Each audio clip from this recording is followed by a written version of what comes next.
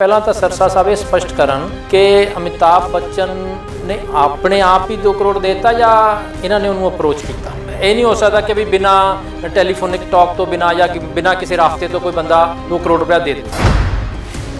ਸੋ ਉਹ ਜੇ ਕਹਿ ਦੇਣ ਕਿ ਮੈਨੂੰ ਪਤਾ ਹੀ ਨਹੀਂ ਅਮਿਤਾਭ ਬੱਚਨ ਨੇ 2 ਕਰੋੜ ਪਾਤਾ, ਇਹ ਸਰਾਸਰ ਝੂਠ ਹੈ। ਜਿਹੜਾ ਬੰਦਾ ਹਰਵੰਸ਼ ਰਾਏ ਬੱਚਨ ਟਰਸਟ ਦੇ ਨਾਲ ਰਾਸਤੇ ਦੇ ਵਿੱਚ ਹੈ ਤੇ 2 ਕਰੋੜ ਦੀ ਰਾਸ਼ੀ ਆਉਣ ਤੋਂ ਮਤਲਬ ਉਹਨੂੰ ਪਤਾ ਹੀ ਨਹੀਂ ਹੈ, ਉਹਨੂੰ ਲਿਸਟ ਦੇਖ ਕੇ ਪਤਾ ਲੱਗ ਰਿਹਾ। ਹੋਰ ਕਿੰਨੇ ਦਾਨੀ ਸੱਜਣਾ ਦੇ ਬਾਰੇ ਉਹ ਟਵੀਟ ਕਰਦਾ ਹੈ। ਉੱਥੇ ਕਰੋੜਾਂ ਰੁਪਏ ਦੀ ਅਰਬਾਂ ਰੁਪਏ ਤੱਕ ਦੀ ਮਤਲਬ ਆਉਂਦੇ, ਗੁਪਤਦਾਨ ਆਉਂਦਾ, ਸਭ ਕੁਝ ਆਉਂਦਾ, ਕਿਸੇ ਦਾ ਟਵੀਟ ਨਹੀਂ ਆਇਆ ਮਨਜਿੰਦਰ ਸਰਸਾ ਦਾ, ਲੇਕਿਨ ਇਹਦੇ ਬਾਰੇ ਟਵੀਟ ਆਇਆ। ਸੋ ਇਹ ਇੱਕ ਮਤਲਬ ਸਿੱਖ ਪੰਥ ਦੇ ਜ਼ਖਮਾਂ ਦੇ ਉੱਪਰ ਉਹਨਾਂ ਨੇ ਨੂਨ ਛਿੜਕਿਆ। ਜਿਸ ਸਮੇਂ ਉਹ ਕਤਲੇਆਮ ਚੱਲ ਰਿਹਾ ਸੀ ਤੇ ਅਮਿਤਾਭ ਬੱਚਨ ਦਾ ਜਿਹੜਾ ਬਿਆਨ ਸੀਗਾ ਉਹ ਇਹ ਸੀ ਕਿ ਇਨਕੇ ਘਰੋਂ ਤੱਕ ਖੂਨ ਕੇ ਛੀਂਟੇ ਜਾਣੇ ਚਾਹੀਏ। ਦੈਟ ਮੀਨਸ ਇਹਨਾਂ ਨੂੰ ਬੁੱਚਰ ਕਰੋ, ਇਹਨਾਂ ਨੂੰ ਕਤਲ ਕਰੋ। ਸੋ ਐਸੀ ਮਾਨਸਿਕਤਾ ਦੇ ਬੰਦੇ ਨੂੰ ਉਹ ਹਰਵੰਸ਼ ਰਾਏ ਬੱਚਨ ਨੂੰ ਉੱਥੇ ਬੰਗਲਾ ਸਾਹਿਬ ਲਿਆ ਰਿਹਾ ਤੇ ਕੀ ਗੱਲ ਸਿੱਖ ਗੁਰੂ ਦੀ ਗੋਲਕ ਦੇ ਵਿੱਚ ਪੈਸੇ ਦੀ ਤੋੜ। ਜੇ ਕੋਵਿਡ ਤੋਂ ਅਮਿਤਾਭ ਬੱਚਨ ਇੰਨਾ ਹੀ ਪੀੜਿਤ ਹੈ, ਇੰਨਾ ਹੀ ਉਹਨੂੰ ਦਰਦ ਹੈ, ਸਿੱਖ ਜਗਤ ਸੇਵਾ ਕਰ ਰਿਹਾ ਹੈ, ਉਹ ਬੰਬੇ ਦੇ ਕਿਸੇ ਗੁਰਦੁਆਰਾ ਸਾਹਿਬ ਸੇਵਾ ਕਰ ਸਕਦਾ ਸੀ, ਉਹ ਗੁਪਤ ਦਾਨ ਦੇ ਸਕਦਾ ਸੀ, ਉਹ ਆਪਣੇ ਨਾਮ ਚਮਕਾਉਣ ਲਈ ਪ੍ਰਧਾਨਗੀ ਦੇ ਨਾਲ ਮਿਲ ਕੇ ਟਵੀਟ ਕਰਵਾ ਰਿਹਾ। ਪ੍ਰਾਈਮ ਮਿਨਿਸਟਰ ਕੇਅਰ ਫੰਡ 'ਚ ਉਹਨੇ ਕਿੰਨਾ ਦਾਨ ਦੇ ਦਿੱਤਾ ਹੈ। ਹਿੰਦੁਸਤਾਨ ਦੀ ਜਨਤਾ ਤਰਾਈ ਮਚੀ ਹੋਈ ਹੈ, ਲੋਕਾਂ ਦੇ ਕੋਲ ਸੰਸਕਾਰ ਕਰਨ ਲਈ ਲੱਕੜ ਨਹੀਂ ਲੱਭ ਰਹੀ ਤੇ ਉਹਦੇ 'ਚ ਉਹ ਪ੍ਰਧਾਨ ਮੰਤਰੀ ਕੇਅਰ ਫੰਡ 'ਚ ਕੀ ਦਿੱਤਾ ਅਮਿਤਾਭ ਬੱਚਨ ਨੇ, ਜਿਹੜਾ ਉਹਨੂੰ ਬੰਗਲਾ ਸਾਹਿਬ ਯਾਦ ਆਇਆ ਹੈ ਜਾਂ ਰਕਾਬਗੰਜ ਸਾਹਿਬ ਯਾਦ ਆਇਆ। ਇਸ ਮਹਾਮਾਰੀ ਦਾ ਨਜਾਇਜ਼ ਫਾਇਦਾ ਉਠਾਇਆ ਜਾ ਰਿਹਾ ਆਪਣੇ ਪੁਰਾਣੇ ਅਕਸ ਨੂੰ ਸਾਫ਼ ਕਰਨ ਲਈ। ਕੋਈ ਵੀ ਸ਼ਰਧਾਲੂ ਆ ਕੇ ਗੁਰਦੁਆਰਾ ਸਾਹਿਬ ਦੀ ਗੋਲਕ ਦੇ ਵਿੱਚ ਕੰਟਰੀਬਿਊਟ ਕਰ ਸਕਦਾ ਹੈ, ਪਰ ਇਹ ਗੁਰਦੁਆਰਾ ਸਾਹਿਬ ਦੀ ਗੋਲਕ ਦੇ ਵਿੱਚ ਪੈਸਾ ਨਹੀਂ ਗਿਆ, ਇਹ ਬਕਾਇਦਾ ਬਾਈ ਨੇਮ ਰਸੀਦ ਕਟਾਈ ਗਈ ਹੈ। ਭਾਵੇਂ ਕਿ ਦਿੱਤਾ ਸੇਵਾ 'ਚ ਹੀ ਹੈ, ਪਰ ਇਹ ਗੁਰਦੁਆਰਾ ਸਾਹਿਬ ਦੀ ਗੋਲਕ ਦੇ ਵਿੱਚ ਮਾਇਆ ਨਹੀਂ ਪਾਈ ਗਈ। ਇਹ ਜਚਾਇਆ ਵੀ ਗਿਆ ਬਈ ਫਲਾਣਾ ਸ਼ਖਸ ਦੇ ਰਿਹਾ ਹੈ। ਉਹ ਭਾਰਤੀ ਜਨਤਾ ਪਾਰਟੀ ਦੇ ਦਿੱਲੀ ਦੇ ਵਿੱਚ MLA ਵੀ ਰਹੇ ਨੇ ਤੇ ਉਹ ਬਹੁਤ ਉਹਨਾਂ ਦੀ ਨੇੜਤਾ ਰਹੀ ਹੈ। ਮੈਂ ਇਹਦੇ 'ਚ ਵੀ ਗੁਰੇਜ਼ ਨਹੀਂ ਕਹਾਂਗਾ ਕਿ ਸ਼੍ਰੋਮਣੀ ਅਕਾਲੀ ਦਲ ਦੇ ਪ੍ਰਧਾਨ ਸੁਖਬੀਰ ਸਿੰਘ ਬਾਦਲ ਤੇ ਭਾਰਤੀ ਜਨਤਾ ਪਾਰਟੀ ਦੇ ਵਿੱਚ ਉਹ ਇੱਕ ਦੂਤ ਦਾ ਕੰਮ ਵੀ ਉਹਨਾਂ ਕਰਦੇ ਰਹੇ ਨੇ। ਮੇਰਾ ਇਹ ਮੰਨਣਾ ਹੈ ਕਿ ਉਹ ਅੰਤ ਪੰਤ ਅਖੀਰ ਦੇ ਵਿੱਚ ਜਾਣਗੇ ਵੀ ਭਾਰਤੀ ਜਨਤਾ ਪਾਰਟੀ ਦੇ ਵਿੱਚ। ਸੋ ਉਹਨਾਂ ਨੂੰ ਆਪਾਂ ਪੰਥਕ ਲੀਡਰ ਜਿਹੜੇ ਲੋਕ ਸਮਝਦੇ ਆ ਉਹ ਇੱਕ ਭੁਲੇਖੇ ਦੇ ਵਿੱਚ ਨੇ। ਉਹਨਾਂ ਨੇ ਜਿਸ ਤਰੀਕੇ ਦੇ ਨਾਲ ਆਪਣੇ ਅਹੁਦੇ ਨੂੰ ਆਪਣਾ ਦਿੱਲੀ ਕਮੇਟੀ ਦੇ ਪ੍ਰਧਾਨਗੀ ਦੇ ਅਹੁਦੇ ਨੂੰ ਜਾਂ ਦਿੱਲੀ ਕਮੇਟੀ ਨੂੰ ਵਰਤਿਆ ਆਪਣੇ ਨਿੱਜੀ ਵਫਾਦ ਨੂੰ ਪ੍ਰਮੋਟ ਕਰਨ ਲਈ, ਆਪਣੀ ਰਾਜਨੀਤੀ ਨੂੰ ਚਮਕਾਉਣ ਲਈ, ਉਹ ਵੀ ਇੱਕ ਬਹੁਤ ਹੀ ਵੱਡਾ ਮਤਲਬ ਕੁਐਸਚਨ ਮਾਰਕ ਉਹਦੇ 'ਤੇ ਲੱਗਦਾ ਹੈ। ਕੈਪਟਨ ਸਾਹਿਬ ਨੇ ਗੁਟਕਾ ਸਾਹਿਬ ਚੱਕ ਕੇ ਲਲਕਾਰਾ ਤਾਂ ਮਾਰਤਾ, ਸਹੁੰ ਵੀ ਚੱਕ ਲਈ, ਲੇਕਿਨ ਉਹ ਇਹ ਭੁੱਲ ਗਏ ਕਿ DGP ਤਾਂ ਮੈਂ ਉਹਨਾਂ ਦਾ ਹੀ ਲਾ ਰਿਹਾ, ਚੀਫ ਸੈਕਟਰੀ ਵੀ ਉਹਨਾਂ ਦਾ ਹੀ ਲਾ ਰਿਹਾ, ਤੇ ਕੇਸ ਨੂੰ ਅੱਗੇ ਕੌਣ ਵਧਾਏ। ਤੁਹਾਡਾ ਕਹਿਣ ਦਾ ਮਤਲਬ ਇਹ ਹੈ ਸਿੱਧੇ ਰੂਪ ਵਿੱਚ ਕਿ ਕੇਂਦਰ ਸਰਕਾਰ ਦੇ ਹਿਸਾਬ ਨਾਲ ਇਹ ਫੈਸਲਾ ਹੋਇਆ ਤੇ ਕਿਤੇ ਨਾ ਕਿਤੇ ਪੰਜਾਬ ਸਰਕਾਰ ਦੀ ਭੂਮਿਕਾ ਵੀ ਸ਼ੱਕੀ ਹੈਗੀ, ਬੇਬਸ ਹੈ। ਪੰਜਾਬ ਸਰਕਾਰ ਬੇਬਸ ਹੈ, ਕੁਝ ਵੀ ਚਾਹੁੰਦੇ ਹੋਏ ਵੀ ਕੁਝ ਨਹੀਂ ਕਰ ਸਕਦੀ। ਦੁਖਦਾਈ ਜਿਹੜੀ ਇਹਦੀ ਸਾਰੀ ਸੀਨ ਦੇ ਵਿੱਚ ਦੁਖਦਾਈ ਗੱਲ ਹੈ ਕਿ ਗੁਰੂ ਗ੍ਰੰਥ ਸਾਹਿਬ ਦੀ ਬੇਅਦਬੀ ਨੂੰ ਇੱਕ ਮੋਹਰਾ ਬਣਾ ਦਿੱਤਾ। ਬਾਦਲ ਸਾਹਿਬ ਦਾ ਇਹ ਕਹਿਣਾ ਕਿ ਸਾਨੂੰ ਤਾਂ ਕੀੜੀ ਵੀ ਦਿਖਦੀ ਹੈ ਥੱਲੇ ਚੱਲਦੀ, ਉਹਨਾਂ ਨੂੰ ਆਪਣੇ ਰਾਜ ਦੇ ਵਿੱਚ ਇਹ ਨਹੀਂ ਦੇਖਿਆ ਕਿ ਪੋਸਟਰ ਕਿਹਨੇ ਲਾਇਆ ਕਿ ਵੀ ਤੁਹਾਡਾ ਗੁਰੂ ਅਸੀਂ ਚੱਕ ਲਿਆ, ਜੇ ਹਿੰਮਤ ਹੈ ਤਾਂ ਲੈ ਲਓ। ਸੋ ਬੇਅਦਬੀ ਇੱਦਾਂ ਉਹਨਾਂ ਨੇ ਮਤਲਬ ਲੁਕ ਛੁਪ ਕੇ ਨਹੀਂ ਕੀਤੀ, ਉਹਨਾਂ ਨੇ ਬਕਾਇਦਾ ਪੋਸਟਰ ਲਾਏ, ਚੁਣੌਤੀ ਦੇ ਕੇ ਪਬਲਿਕਲੀ ਲਲਕਾਰੇ ਮਾਰ ਕੇ ਸਾਰਾ ਕੁਝ ਕੀਤਾ ਤੇ ਸਰਕਾਰ ਨੇ ਉਹਨਾਂ ਨੂੰ ਪ੍ਰੋਟੈਕਟ ਕੀਤਾ। ਅਕਾਲੀ ਰਾਜ ਦੇ ਵਿੱਚ ਐਸੀ ਚੀਜ਼ ਹੋਣਾ ਇਹ ਅਤਿਅੰਤ ਮੰਦਭਾਗੀ ਗੱਲ ਹੈ। ਅਕਾਲੀ ਹਿਸਟਰੀ ਦੇ ਵਿੱਚ ਅਤਿਅੰਤ ਮੰਦਭਾਗੀ ਹੈ ਕਿ ਕਦੀ ਅਕਾਲੀ ਰਾਜ ਦੇ ਵਿੱਚ ਵੀ ਐਸਾ ਹੋ ਸਕਦਾ ਕਿ ਸਿੱਖਾਂ ਦੇ ਉੱਪਰ ਹੀ ਗੰਦੇ ਪਾਣੀ ਦੀ ਪੁਛਾੜ ਅਕਾਲੀ ਸਰਕਾਰ ਕਰਵਾ ਦੇਵੇ। ਇਹ ਜਦੋਂ ਸਾਡੇ ਬੱਚੇ 50 ਸਾਲ ਬਾਅਦ ਪੜ੍ਹਨਗੇ ਇਤਿਹਾਸ ਨੂੰ ਕਿ ਇੱਕ ਐਸਾ ਦੌਰ ਆਇਆ ਕਿ ਐਸੇ ਵੀ ਅਕਾਲੀ ਆਏ ਜਿਨ੍ਹਾਂ ਨੇ ਸਿੱਖਾਂ ਦੇ ਉੱਪਰ ਇਹ ਤਸ਼ੱਦਦ ਕੀਤਾ, ਕੀ ਅਕਾਲੀ ਦਲ ਦਾ ਇਤਿਹਾਸ ਹੈ, ਕਿੱਥੋਂ ਅਕਾਲੀ ਦਲ ਚੱਲਿਆ ਤੇ ਕਿੱਥੇ ਆ ਕੇ ਹੁਣ ਉਹਦੀ ਸਮਾਪਤੀ ਹੋ ਰਹੀ ਹੈ।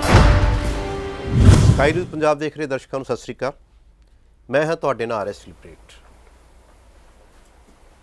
ਸਿੰਘਾਂ ਨੂੰ, ਸਿੱਖ ਕੌਮ ਨੂੰ ਸੇਵਾ ਦੇ ਖੇਤਰ ਦੇ ਵਿੱਚ ਦੁਨੀਆ ਜਾਣਦੀ ਹੈ।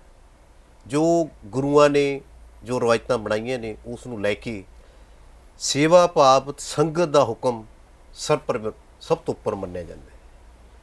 ਬੀਤੇ ਦਿਨੀ ਇੱਕ ਪੂਰੇ ਵਿਸ਼ੇ ਦੇ ਵਿੱਚ ਗੱਲ ਟ੍ਰੈਂਡ ਕਰ ਰਹੀ ਸੀ ਵੀ ਜਦੋਂ ਸਰਕਾਰਾਂ ਫੇਲ ਹੋ ਜਾਂਦੀਆਂ ਜਾਂ ਜਿੱਥੇ ਸਰਕਾਰ ਫੇਲ ਹੁੰਦੀ ਹੈ ਉੱਥੇ ਸਰਦਾਰ ਸੇਵਾ ਕਰਨ ਲਈ ਅੱਗੇ ਆਉਂਦੇ ਨੇ। ਇਹਨਾਂ ਗੱਲਾਂ ਨੂੰ ਲੈ ਕੇ 1-2 ਦਿਨਾਂ ਤੋਂ ਬਾਅਦ ਇੱਕ ਚਰਚਾ ਹੋਰ ਚੱਲੀ ਹੈ ਕਿ ਕੋਵਿਡ ਦੀ ਮਹਾਮਾਰੀ ਨੂੰ ਜਿੱਥੇ ਸਿੱਖ ਕੌਮ ਦੇ ਸਿੱਖ ਨਾਮ ਲੇਵਿਆਂ ਨੇ, ਗੁਰੂ ਨਾਨਕ ਨਾਮ ਲੇਵਾ ਕੌਮ ਨੇ ਬਹੁਤ ਹੀ ਵਧੀਆ ਤਰੀਕੇ ਨਾਲ ਵੱਡੇ ਵੱਡੇ ਹਸਪਤਾਲ, ਕੋਵਿਡ ਸੈਂਟਰ ਸ਼ੁਰੂ ਕਰ ਦਿੱਤੇ ਨੇ। ਉੱਥੇ ਕਿਤੇ ਨਾ ਕਿਤੇ ਜਿਹੜੀਆਂ ਵੱਡੀਆਂ ਧਿਰਾਂ ਦਸਵੰਧ ਕੱਢਦੀਆਂ ਨੇ, ਦਸਵੰਧ ਨੂੰ ਲੈ ਕੇ ਸਿਆਸੀ ਧਰਮ ਦੇ ਨਾਮ 'ਤੇ ਇੱਕ ਸਿਸਟਮ ਚਾਰੇ ਪਾਸੇ ਇੱਕ ਨਵੀਂ ਚਰਚਾ ਛੇੜ ਦਿੱਤੀ ਹੈ ਕਿ ਮਿਲੇਨੀਅਮ ਦੇ ਇਸ ਮਿਲੇਨੀਅਮ ਐਕਟਰ ਮੰਨੇ ਜਾਂਦੇ ਅਮਿਤਾਭ ਬੱਚਨ ਵੱਲੋਂ ਦਸਵੰਧ ਦਿੱਤਾ ਗਿਆ 2 ਕਰੋੜ ਰੁਪਏ ਦਾ, ਜਿਸ 'ਤੇ ਦਿੱਲੀ ਗੁਰਦੁਆਰਾ ਪ੍ਰਬੰਧਕ ਕਮੇਟੀ ਦੀ ਮੌਜੂਦਾ ਜਿਹੜੀ ਕਮੇਟੀ ਹੈ ਉਹਨਾਂ ਦੇ ਮੁਖੀ ਮਨਜਿੰਦਰ ਸਿੰਘ ਸਿਰਸਾ 'ਤੇ ਸਵਾਲੀਆ ਚਿੰਨ੍ਹ ਉੱਠੇ ਰਹੇ ਨੇ, ਕਿਉਂਕਿ ਅਮਰ ਜਵਾਨ ਜੋਤੀ ਤੇ ਜਦੋਂ ਸ਼੍ਰੀਮਤੀ ਇੰਦਰਾ ਗਾਂਧੀ ਦਾ ਦੇਹਾਂਤ ਹੋਇਆ ਜਾਂ ਕਤਲ ਕੀਤਾ ਗਿਆ, ਗੋਲੀਆਂ ਲੱਗੀਆਂ, ਉਸ ਤੋਂ ਬਾਅਦ ਜਿਹੜੇ ਦੋਸ਼ੀ ਹੈ, ਜਿਹੜੇ ਕੁਛ ਲੀਡਰਾਂ ਨੂੰ, ਕੁਛ ਆਗੂਆਂ ਨੂੰ ਉਸ ਸਮੇਂ ਦਿਆਂ ਨੂੰ ਸਿੱਖ ਕੌਮ ਦੋਸ਼ੀ ਮੰਨਦੀ ਹੈ 84 ਦੇ ਦੰਗਿਆਂ ਦਾ, ਉਹਨਾਂ ਨੇ ਉਸ ਸਮੇਂ ਖੂਨ ਕੇ ਬਦਲੇ ਖੂਨ ਦਾ ਨਾਰਾ ਲਾਇਆ ਅਤੇ ਜਿਸ ਤੋਂ ਉਸ ਤੋਂ ਬਾਅਦ ਦਿੱਲੀ ਦੇ ਵਿੱਚ ਦੰਗੇ ਭੜਕੇ। ਉੱਥੇ ਉਹਨਾਂ ਆਗੂਆਂ ਦੇ ਵਿੱਚ ਅਮਿਤਾਭ ਬੱਚਨ ਨੂੰ ਵੀ ਸ਼ਾਮਲ ਮੰਨਿਆ ਜਾਂਦਾ ਹੈ। ਇਸ ਕਰਕੇ ਦਾ ਵਿਰੋਧ ਉੱਠ ਰਿਹਾ ਹੈ। ਕਿਤੇ ਨਾ ਕਿਤੇ ਸਿੱਖ ਕੌਮ ਇਹ ਕਹਿ ਰਹੀ ਹੈ ਜਾਂ ਦਿੱਲੀ ਗੁਰਦੁਆਰਾ ਪ੍ਰਬੰਧਕ ਕਮੇਟੀ ਦੇ ਵਿਰੋਧੀ ਧਿਰ ਦੇ ਆਗੂ ਇਹ ਕਹਿ ਰਹੇ ਨੇ ਇਹ ਲੈਣਾ ਗਲਤ ਹੈ। ਹੁਣ ਆਪਾਂ ਦੇਖਦੇ ਨੇ ਕਿ ਮੇਰੇ ਨਾਲ ਸਰਦਾਰ ਅਮਰਿੰਦਰ ਸਿੰਘ ਜੀ ਪੰਜਾਬ ਤੋਂ ਸਿੱਖਾਂ ਦੀ ਸਿਰਮੌਰ ਜਿਹੜੀ ਸੰਸਥਾ ਹੈ ਗੁਰੂਬਾ ਦਾ ਸ਼੍ਰੋਮਣੀ ਗੁਰਦੁਆਰਾ ਪ੍ਰਬੰਧਕ ਕਮੇਟੀ ਦੇ ਨੁਮਾਇੰਦੇ ਰਹੇ ਨੇ। ਗੁਰੂ ਪੰਥ ਰਤਨ ਗੁਰਚਰਨ ਸਿੰਘ ਟੌਹੜਾ ਦੇ ਨਾਲ ਕੰਮ ਕੀਤਾ ਇਹਨਾਂ ਨੇ, ਅਤੇ ਉਹ ਸਿੱਖ ਕੌਮ ਦੀ ਲਹਿਰ ਨਾਲ ਵੀ ਕਿਸੇ ਸਮੇਂ ਜੁੜੇ ਰਹੇ ਨੇ। ਉਹ ਸਿੱਖ ਅਤੇ ਧਰਮ ਨੂੰ ਕਿਵੇਂ ਦੇਖਦੇ ਨੇ ਜਾਂ ਦਸਵੰਧ ਨੂੰ ਗੁਰੂ ਦੀ ਗੋਲਕ ਕਿਵੇਂ ਸਵੀਕਾਰ ਕਰਦੀ ਹੈ, ਕਿਵੇਂ ਦੇਖਦੇ ਨੇ, ਆਓ ਆਪਾਂ ਉਹਨਾਂ ਨਾਲ ਗੱਲ ਕਰਦੇ ਹਾਂ। ਸਰਦਾਰ ਜੀ ਸਤਿ ਸ਼੍ਰੀ ਅਕਾਲ। ਸਤਿ ਸ਼੍ਰੀ ਅਕਾਲ ਜੀ। ਵਾਹਿਗੁਰੂ ਜੀ ਕਾ ਖਾਲਸਾ, ਵਾਹਿਗੁਰੂ ਜੀ ਕੀ ਫਤਿਹ। ਸਕਾਈ ਨਿਊਜ਼ ਪੰਜਾਬ 'ਤੇ ਤੁਹਾਡਾ ਸਵਾਗਤ ਹੈ। ਹੁਣ ਮਨਜਿੰਦਰ ਸਿੰਘ ਸਿਰਸਾ ਹੋਰਾਂ ਨੇ ਦਸਵੰਧ ਦੇ ਰੂਪ ਵਿੱਚ ਅਮਿਤਾਭ ਬੱਚਨ ਇੱਕ ਅਦਾਕਾਰ ਦੀ ਆਈ ਰਾਸ਼ੀ ਨੂੰ ਸਵੀਕਾਰ ਕਰਦੇ ਟਵੀਟ ਕੀਤਾ ਹੈ, ਆਨਲਾਈਨ ਕਿਹਾ ਕਿ ਇਹ ਪਰਸਨ ਰੀਅਲ ਹੀਰੋ ਨਹੀਂ, ਰੀਅਲ ਹੀਰੋ ਵੀ ਹੈ। ਜਦੋਂ ਕਿ 84 ਦੇ ਵਿੱਚ ਸਿੱਖ ਨਸਲਕੁਸ਼ੀ ਦੇ ਵਿੱਚ ਦੀਆਂ ਪੀੜਤ ਧਿਰਾਂ ਨੂੰ ਜਾਂ ਸਿੱਖ ਕੌਮ ਦੇ ਬਹੁ ਗਿਣਤੀ ਇਸ ਨੂੰ ਸਹੀ ਨਹੀਂ ਮੰਨ ਰਹੀ।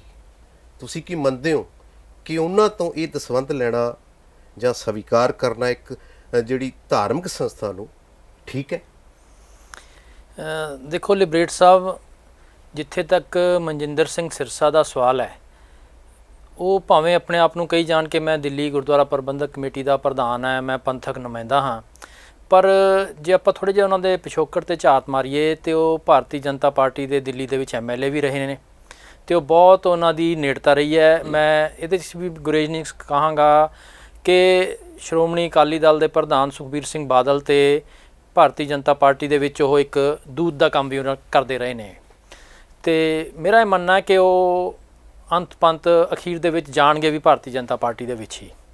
ਸੋ ਉਹਨਾਂ ਨੂੰ ਆਪਾਂ ਪੰਥਕ ਲੀਡਰ ਜਿਹੜੇ ਲੋਕ ਸਮਝਦੇ ਆ ਉਹ ਇੱਕ ਭੁਲੇਖੇ ਦੇ ਵਿੱਚ ਨੇ, ਅਤੇ ਖਾਲੀ ਅਮਿਤਾਭ ਬੱਚਨ ਵਾਲੇ ਮਸਲੇ 'ਤੇ ਪ੍ਰਸ਼ਨ ਚਿੰਨ੍ਹ ਨਹੀਂ ਹੈ ਉਹਨਾਂ ਦੀ ਐਕਟੀਵਿਟੀ 'ਤੇ। ਉਹਨਾਂ ਨੇ ਜਿਸ ਤਰੀਕੇ ਦੇ ਨਾਲ ਆਪਣੇ ਅਹੁਦੇ ਨੂੰ ਆਪਣਾ ਦਿੱਲੀ ਕਮੇਟੀ ਦੇ ਪ੍ਰਧਾਨਗੀ ਦੇ ਅਹੁਦੇ ਨੂੰ ਜਾਂ ਦਿੱਲੀ ਕਮੇਟੀ ਨੂੰ ਵਰਤਿਆ ਆਪਣੇ ਨਿੱਜੀ ਮੁਫਾਦ ਨੂੰ ਪ੍ਰਮੋਟ ਕਰਨ ਲਈ, ਆਪਣੀ ਰਾਜਨੀਤੀ ਨੂੰ ਚਮਕਾਉਣ ਲਈ, ਉਹ ਵੀ ਇੱਕ ਬਹੁਤ ਹੀ ਵੱਡਾ ਮਤਲਬ ਕੁਐਸਚਨ ਮਾਰਕ ਉਹਦੇ 'ਤੇ ਲੱਗਦਾ ਹੈ। ਤੁਹਾਨੂੰ ਯਾਦ ਹੋਏਗਾ ਕਿ ਇਸੇ ਕੋਵਿਡ ਦੇ ਦੌਰਾਨ ਹੀ ਗੁਰਦੁਆਰਾ ਰਕਾਬਗੰਜ ਸਾਹਿਬ ਦੇ ਵਿੱਚ ਉਹਨਾਂ ਨੇ ਬਹੁਤ ਵੱਡਾ ਕੋਵਿਡ ਦਾ ਇੱਕ ਸੈਂਟਰ ਖੋਲ੍ਹ ਦਿੱਤਾ ਸੀ ਜੀ, ਜਿਸ ਦੇ ਉੱਪਰ ਇੱਕ ਕੰਟਰੋਵਰਸੀ ਚੱਲੀ ਹੈ ਜੀ। ਮੈਂ ਮੰਨਦਾ ਕਿ ਜਿੱਥੇ ਤੱਕ ਸਿੱਖ ਸਮਾਜ ਦੇ ਵਿੱਚ ਸੇਵਾ ਦਾ ਸੰਦਰਭ ਹੈ ਜੀ, ਉਸ ਨੂੰ ਕੋਈ ਡਿਨਾਈ ਨਹੀਂ ਕਰ ਸਕਦਾ, ਪਰ ਗੁਰੂ ਸਾਹਿਬ ਦਾ ਇਹ ਵੀ ਹੈ ਕਿ ਅਕਲੀ ਸਾਹਿਬ ਸੇਵੀਏ ਅਕਲੀ ਕੀਜੇ ਦਾਨ, ਅਤੇ ਅਕਲ ਦੀ ਵਰਤੋਂ ਵੀ ਅਸੀਂ ਨਾਲ ਨਾਲ ਕਰਨੀ ਹੈ। ਚੰਗਾ ਹੁੰਦਾ ਉਹ ਦਿੱਲੀ ਕਮੇਟੀ ਦੇ ਕਿਸੇ ਸਕੂਲ ਦੇ ਵਿੱਚ ਉਹ ਸੈਂਟਰ ਖੋਲ੍ਹਦੇ ਜੀ, ਕਿਉਂਕਿ ਗੁਰਦੁਆਰਾ ਸਾਹਿਬ ਦੇ ਵਿੱਚ ਸੰਗਤ ਦਾ ਬਹੁਤ ਆਉਣਾ ਜਾਣਾ ਬਣਿਆ ਰਹਿੰਦਾ ਹੈ, ਅਤੇ ਉੱਥੇ ਹੀ ਤੁਸੀਂ ਕੋਵਿਡ ਦੇ ਪੇਸ਼ੈਂਟ ਲੈ ਆ ਰਹੇ ਹੋ, ਉੱਥੇ ਹੀ ਤੁਸੀਂ ਸਾਰਾ ਕੁਛ ਕਰ ਰਹੇ ਹੋ, ਅਤੇ ਇਹ ਮਤਲਬ ਉਸ ਨੂੰ ਬੜਾਵਾ ਦੇਣ ਵਾਲੀ ਗੱਲ ਹੈ। ਸੋ ਗੁਰਦੁਆਰਾ ਸਾਹਿਬ ਦੇ ਵਿੱਚ ਉਹਨਾਂ ਨੂੰ ਨਹੀਂ ਕਰਨਾ ਚਾਹੀਦਾ ਸੀ। ਅਤੇ ਦੂਸਰੀ ਗੱਲ ਰਹੀ ਅਮਿਤਾਭ ਬੱਚਨ ਵਾਲੀ। ਹਾਂਜੀ, ਅਮਿਤਾਭ ਬੱਚਨ ਦੀ ਗੱਲ ਦੇ ਉੱਪਰ ਦੇਖੋ, ਮੈਂ ਤੁਹਾਡੇ ਮਾਧਿਅਮ ਰਾਹੀਂ ਇਹ ਪੁੱਛਣਾ ਚਾਹਾਂਗਾ ਕਿ ਪਹਿਲਾਂ ਤਾਂ ਸਿਰਸਾ ਸਾਹਿਬ ਇਹ ਸਪਸ਼ਟ ਕਰਨ ਕਿ ਅਮਿਤਾਭ ਬੱਚਨ ਨੇ ਆਪਣੇ ਆਪ ਹੀ 2 ਕਰੋੜ ਦੇਤਾ ਜਾਂ ਇਹਨਾਂ ਨੇ ਉਹਨੂੰ ਅਪਰੋਚ ਕੀਤਾ? ਕਿਉਂਕਿ ਸਾਰਾ ਮੈਨੂਪਲੇਟਡ ਹੀ ਲੱਗਦਾ ਹੈ ਕਿ ਬਈ ਇਹ ਨਹੀਂ ਹੋ ਸਕਦਾ ਕਿ ਵੀ ਬਿਨਾ ਟੈਲੀਫੋਨਿਕ ਟਾਕ ਤੋਂ ਬਿਨਾ ਜਾਂ ਬਿਨਾ ਕਿਸੇ ਰਾਫਤੇ ਤੋਂ ਕੋਈ ਬੰਦਾ 2 ਕਰੋੜ ਰੁਪਇਆ ਦੇ ਦੇਵੇ। ਨਹੀਂ ਸੁਣੋ, ਬੀਤੀ ਰਾਤ ਮਨਿੰਦਰ ਸਿੰਘ ਸਿਰਸਾ ਇਸ ਟਾਈਮ ਕੋਵਿਡ 'ਚ ਗ੍ਰਸਤ ਨੇ। ਉਹਨਾਂ ਨੇ ਇੱਕ ਵੀਡੀਓ ਜਾਰੀ ਕੀਤੀ ਹੈ, ਉਹਦੇ 'ਚ ਉਹਨਾਂ ਨੇ ਕਿਹਾ ਹੈ ਕਿ ਜਿਹੜੀ ਦਿੱਲੀ ਗੁਰਦੁਆਰਾ ਪ੍ਰਬੰਧਕ ਕਮੇਟੀ ਦੀ ਅਕਾਊਂਟ ਆ ਉਹਦੇ 'ਚ ਪੈਸੇ ਆਏ ਸੀ। ਜਦੋਂ ਅਸੀਂ ਉਹਨਾਂ ਨੇ ਦੇਖਿਆ ਕਿ ਅਮਿਤਾਭ ਬੱਚਨ, ਉਹਨਾਂ ਨੇ ਪਹਿਲਾਂ ਵਿਸ਼ਵਾਸ ਨਹੀਂ ਕੀਤਾ, ਫਿਰ ਆਪਦੇ ਜੋ ਵੀ ਅਕਾਊਂਟ ਖਾਤਾ ਤਾਂ ਦੇਖਦੇ ਨੇਗੇ, ਲੇਖਾ ਦੇਖਦੇ ਨੇ, ਉਹਨਾਂ ਨੂੰ ਕਿਹਾ ਕਿ ਫਿਰ ਉਹਨੇ ਕਲੀਅਰ ਕੀਤਾ ਕਿ ਹਾਂ ਅਮਿਤਾਭ ਬੱਚਨ ਤੋਂ ਹੀ ਆਈ ਹੈ ਇਹ। ਉਹਨਾਂ ਨੇ ਮੰਗੀ ਨਹੀਂ ਸੀਗੀ ਅਤੇ ਉੱਥੋਂ ਪਹੁੰਚੀ ਹੈ। ਇਸ ਤੋਂ ਪਹਿਲਾਂ ਜਿਹੜੀ ਆਪਣੀ 10 ਕਰੋੜ ਦੀ ਰਾਸ਼ੀ ਹੈ ਉਹ MRI ਸੈਂਟਰ ਇੱਕ ਚਲਾਇਆ ਸੀਗਾ ਗੁਰਦੁਆਰਾ ਬੰਗਲਾ ਸਾਹਿਬ ਦੇ ਵਿਖੇ। ਉਹ ਵੀ ਉਹਨਾਂ ਨੇ ਕਿਹਾ ਹੈ ਕਿ ਉਹ ਜਿਹੜੀ ਹਰਿਵੰਸ਼ ਰਾਏ ਬੱਚਨ ਟਰਸਟ ਹੈ ਇੱਕ, ਉਹ ਸ਼ਾਇਦ ਅਮਿਤਾਭ ਬੱਚਨ ਰਨ ਕਰਦੇ ਹੋਣ, ਉਹਨਾਂ ਵੱਲੋਂ ਮਿਲੀ ਸੀ। ਉਹ ਮਸ਼ੀਨਾਂ ਉਹਨਾਂ ਨੇ ਭੇਜੀਆਂ ਸੀਗੀਆਂ, ਉਹਨਾਂ ਨੇ ਮੰਗਿਆ ਨਹੀਂ। ਅਤੇ ਇਹ ਆਪਣੇ ਆਪ ਹੀ ਜੇ ਕੋਈ ਕਿਸੇ ਵੀ ਧਰਮ ਦਾ ਬੰਦਾ ਹੈ, ਜੇ ਗੁਰੂ ਦੀ ਗੋਲਕ ਦੇ ਵਿੱਚ ਦਸਵੰਧ ਕੱਢਦਾ ਤਾਂ ਉਹਨੂੰ ਉਹਨਾਂ ਨੇ ਇੱਕ ਤਰ੍ਹਾਂ ਇਹ ਕਿਹਾ ਕਿ ਉਹਨੂੰ ਬੁਰਾ ਨਹੀਂ ਮੰਨਣਾ ਚਾਹੀਦਾ। ਇਹ ਉਹਨਾਂ ਦਾ ਸਪਸ਼ਟੀਕਰਨ ਲਾਸਟ ਨਾਈਟ ਇੱਕ ਵੀਡੀਓ ਉਹਨਾਂ ਨੇ ਜਾਰੀ ਕੀਤੀ। ਬਿਲਕੁਲ ਉਹਨਾਂ ਦਾ ਸਪਸ਼ਟੀਕਰਨ ਹੋਏਗਾ। ਉਹਨਾਂ ਨੇ ਜਵਾਬ ਆਪੇ ਹੀ ਦੇ ਦਿੱਤਾ ਕਿ ਹਰਵੰਸ਼ ਰਾਏ ਬੱਚਨ ਟਰਸਟ ਦੇ ਨਾਲ ਉਹ ਪਹਿਲਾਂ ਤੋਂ ਰਾਫਤੇ ਦੇ ਵਿੱਚ ਹੈਗੇ ਆ, ਕਿਉਂਕਿ ਬੰਗਲਾ ਸਾਹਿਬ ਦਾ ਜਿਹੜਾ ਸੈਂਟਰ ਹੈ ਉਹ ਅੱਜ ਨਹੀਂ ਚੱਲ ਰਿਹਾ, ਬਹੁਤ ਲੰਬਾ ਸਮਾਂ ਹੋ ਗਿਆ ਉਸ ਨੂੰ ਚੱਲਦੇ ਹੋਏ, ਅਤੇ ਉਹਦੇ ਨਾਲ ਵੀ ਉਸ ਤੋਂ ਵੀ ਉਹ ਏਡ ਲੈਂਦੇ ਰਹੇ ਆ ਜੀ। ਸੋ ਉਹ ਜੇ ਕਹਿ ਦੇਣ ਕਿ ਮੈਨੂੰ ਪਤਾ ਹੀ ਨਹੀਂ ਅਮਿਤਾਭ ਬੱਚਨ ਨੇ 2 ਕਰੋੜ ਪਾਤਾ, ਇਹ ਸਰਾਸਰ ਝੂਠ ਹੈ। ਇਹ ਜੀ ਜਿਹੜਾ ਬੰਦਾ ਹਰਵੰਸ਼ ਰਾਏ ਬੱਚਨ ਟਰਸਟ ਦੇ ਨਾਲ ਰਾਫਤੇ ਦੇ ਵਿੱਚ ਹੈ ਅਤੇ 2 ਕਰੋੜ ਦੀ ਰਾਸ਼ੀ ਆਉਣ ਤੋਂ ਮਤਲਬ ਉਹਨੂੰ ਪਤਾ ਹੀ ਨਹੀਂ ਹੈ, ਉਹਨੂੰ ਲਿਸਟ ਦੇਖ ਕੇ ਪਤਾ ਲੱਗ ਰਿਹਾ। ਹੋਰ ਕਿੰਨੇ ਦਾਨੀ ਸੱਜਣਾ ਦੇ ਬਾਰੇ ਉਹ ਟਵੀਟ ਕਰਦਾ, ਉੱਥੇ ਕਰੋੜਾਂ ਰੁਪਏ ਦੀ, ਅਰਬਾਂ ਰੁਪਏ ਤੱਕ ਦੀ ਮਤਲਬ ਆਉਂਦੇ, ਗੁਪਤਦਾਨ ਆਉਂਦਾ, ਸਭ ਕੁਛ ਆਉਂਦਾ, ਕਿਸੇ ਦਾ ਟਵੀਟ ਨਹੀਂ ਆਇਆ ਮਨਜਿੰਦਰ ਸਰਸਾ ਦਾ, ਲੇਕਿਨ ਇਹਦੇ ਬਾਰੇ ਹੀ ਟਵੀਟ ਆਇਆ। ਸੋ ਇਹ ਇੱਕ ਮਤਲਬ ਸਿੱਖ ਪੰਥ ਦੇ ਜ਼ਖਮਾਂ ਦੇ ਉੱਪਰ ਉਹਨਾਂ ਨੇ ਨੂਨ ਛਿੜਕਿਆ। ਉਹ ਉਹਨੂੰ ਕਲੀਨ ਚਿੱਟ ਦਿਵਾਉਣਾ ਚਾਹੁੰਦੇ ਆ ਅਮਿਤਾਭ ਬੱਚਨ ਨੂੰ, ਜਿਹੜੀ ਕਿ ਉਹ ਨਹੀਂ ਦਵਾ ਸਕਣਗੇ। ਇਹਦੇ ਨਾਲ ਉਹਨਾਂ ਦਾ ਜਿਹੜਾ ਅਕਸ ਹੈ ਅਮਿਤਾਭ ਬੱਚਨ ਦਾ, ਉਹ ਦੁਬਾਰਾ ਜਿਹੜਾ ਜ਼ਖਮ ਹੈ ਅੱਲਾ ਹੋ ਗਿਆ ਸਿੱਖ ਜਗਤ ਦੇ ਵਿੱਚ। ਜਿਹੜੇ ਨਵੀਂ ਜਨਰੇਸ਼ਨ ਨੂੰ ਅਜੇ ਅਮਿਤਾਭ ਬੱਚਨ ਬਾਰੇ ਪਤਾ ਵੀ ਨਹੀਂ ਸੀ ਕਿ ਇਹਨੇ ਇਹ ਹਰਕਤ ਕੀਤੀ ਹੈ, ਅਤੇ 84 ਦੇ ਵਿੱਚ ਉਹਨੇ ਖਾਲੀ ਇਹ ਨਹੀਂ ਕਿਹਾ ਸੀ ਖੂਨ ਕਾ ਬਦਲਾ ਖੂਨ, ਉਹਨੇ ਇਸ ਤੋਂ ਵੀ ਅੱਗੇ ਜਾ ਕੇ ਕਿਹਾ ਸੀ ਕਿ ਸਿੱਖਾਂ ਦੇ ਘਰਾਂ ਤੱਕ ਇਹ ਖੂਨ ਦੇ ਛਿੱਟੇ ਜਾਣੇ ਚਾਹੀਦੇ ਆ ਜੀ। ਜਿਸ ਸਮੇਂ ਉਹ ਕਤਲੇਆਮ ਚੱਲ ਰਿਹਾ ਸੀ, ਤੇ ਅਮਿਤਾਭ ਬੱਚਨ ਦਾ ਜਿਹੜਾ ਬਿਆਨ ਸੀਗਾ ਉਹ ਇਹ ਸੀ ਕਿ ਸਿੱਖਾਂ ਦੇ ਘਰਾਂ ਦੇ ਇਨਕੇ ਘਰੋਂ ਤੱਕ ਖੂਨ ਕੇ ਛੀਂਟੇ ਜਾਣੇ ਚਾਹੀਏ। ਦੈਟ ਮੀਨਸ ਇਹਨਾਂ ਨੂੰ ਬੁੱਚਰ ਕਰੋ, ਇਹਨਾਂ ਨੂੰ ਕਤਲ ਕਰੋ। ਚਲੋ, ਸੋ ਐਸੀ ਮਾਨਸਿਕਤਾ ਦੇ ਬੰਦੇ ਨੂੰ ਉਹ ਹਰਵੰਸ਼ ਰਾਏ ਬੱਚਨ ਨੂੰ ਉੱਥੇ ਬੰਗਲਾ ਸਾਹਿਬ ਲਿਆ ਰਿਹਾ ਜੀ। ਤੇ ਕੀ ਗੱਲ ਸਿੱਖ ਗੁਰੂ ਦੀ ਗੋਲਕ ਦੇ ਵਿੱਚ ਪੈਸੇ ਦੀ ਤੋੜ ਹੈ? ਉਹਨਾਂ ਆਪ ਹੀ ਟਵੀਟ ਕਰਕੇ ਕਿਹਾ ਕਿ ਜਦੋਂ ਉਹਨਾਂ ਨੇ ਇਹ ਵੀ ਕਿਹਾ ਵੀਡੀਓ ਦੇ ਵਿੱਚ ਕਿ ਮੈਂ ਇਨਵਿਨ ਜਿਹੜੇ ਜਦੋਂ ਇਸ ਚੀਜ਼ ਨੂੰ ਕਲੀਅਰਟੀ ਕਰਨ ਵਾਸਤੇ ਬੱਚਨ ਨਾਲ ਅਮਿਤਾਭ ਬੱਚਨ ਨਾਲ ਸੰਪਰਕ ਕੀਤਾ ਤਾਂ ਉਹਨਾਂ ਨੇ ਕਿਹਾ ਸੀ ਵੀ ਸਿੱਖ ਇੱਕ ਲਿੰਜਡ ਕੌਮ ਹੈ, ਸੇਵਾ ਭਾਵ ਕਰਦੇ ਆ, ਵੀ ਉਹੀ ਸ਼ਬਦ ਉਵੇਂ ਹੀ ਲਿਖ ਦਿੱਤੇ ਤੇ ਨਾਲ ਗੱਲਾਂ। ਨਹੀਂ, ਉਹ ਐਵੇਂ ਝੂਠ ਬੋਲ ਰਿਹਾ, ਉਸ ਤੇ ਇਤਬਾਰ ਨਹੀਂ ਕੀਤਾ ਜਾ ਸਕਦਾ। ਅੱਛਾ, ਫਿਰ ਇਤਬਾਰਯੋਗ ਨਹੀਂ ਹੈ। ਮਨਜਿੰਦਰ ਸਿੰਘ ਸਰਸਾ ਦੇ ਉੱਪਰ ਬਿਲਕੁਲ ਇਤਬਾਰ ਨਹੀਂ ਕੀਤਾ ਜਾ ਸਕਦਾ। ਸਿੱਖਾਂ ਨੂੰ ਤਾਂ ਖਾਸ ਕਰਕੇ ਮੈਂ ਕਹਾਂਗਾ ਕਿ ਉਸ ਤੇ ਬਿਲਕੁਲ ਕਿਸੇ ਗੱਲ ਤੇ ਇਤਬਾਰ ਨਾ ਕਰਨ, ਉਹ ਮੈਜੋਰਟੀ ਗੱਲਾਂ ਝੂਠ ਬੋਲਦਾ। ਫਿਰ ਆਪਾਂ ਮਨਜੀਤ ਸਿੰਘ ਜੀਕੇ ਦੀ ਗੱਲ ਨੂੰ ਤੁਸੀਂ ਕਿਤੇ ਨਾ ਕਿਤੇ ਉਹਨਾਂ ਦੀ ਪੁਸ਼ਟੀ ਕਰਦੇ ਹੋ। ਉਹਨਾਂ ਨੇ ਦੋਸ਼ ਲਾਇਆ ਕਿ ਵੋਟਾਂ ਵੇਲੇ ਇਹ ਸਿਰਮੌਰ ਸੰਸਥਾ ਸਿਆਸੀ ਪ੍ਰਭਾਵ ਹੇਠ ਪੰਜਾਬ ਦੀ ਨੇ ਇੱਕ ਡੇਰੇ ਦੇ ਮੁਖੀ ਨੂੰ ਮਾਫ ਕਰਤਾ, ਤੇ ਨੋਟਾਂ ਨੂੰ ਲੈ ਕੇ ਦਿੱਲੀ ਗੁਰਦੁਆਰਾ ਪ੍ਰਬੰਧਕ ਕਮੇਟੀ ਨੇ ਕਿਤੇ ਨਾ ਕਿਤੇ ਇੱਕ ਜਿਹਨੂੰ ਸਿੱਖ ਕੌਮ ਦੋਸ਼ੀ ਮੰਨਦੀ ਹੈ ਉਹਨੂੰ ਅਸਿੱਧੇ ਰੂਪ ਤੇ ਮਾਫ ਕਰ ਦਿੱਤਾ। ਹਾਲਾਂਕਿ ਉਹਨਾਂ ਦਾ ਕਹਿਣਾ ਮਤਲਬ ਇਹ ਹੈ ਕਿ 2012 ਦੇ ਵਿੱਚ ਸ਼ਾਇਦ ਅਕਾਲ ਤਖਤ ਤੇ ਮਾਮਲਾ ਗਿਆ ਸੀਗਾ, ਤੇ ਅਮਿਤਾਭ ਬੱਚਨ ਨੇ ਸਿਰਫ ਇੱਕ ਮਾਫੀ ਪੱਤਰ ਭੇਜਿਆ ਸੀ ਜਿਹਨੂੰ ਸਵੀਕਾਰ ਨਹੀਂ ਕੀਤਾ ਗਿਆ।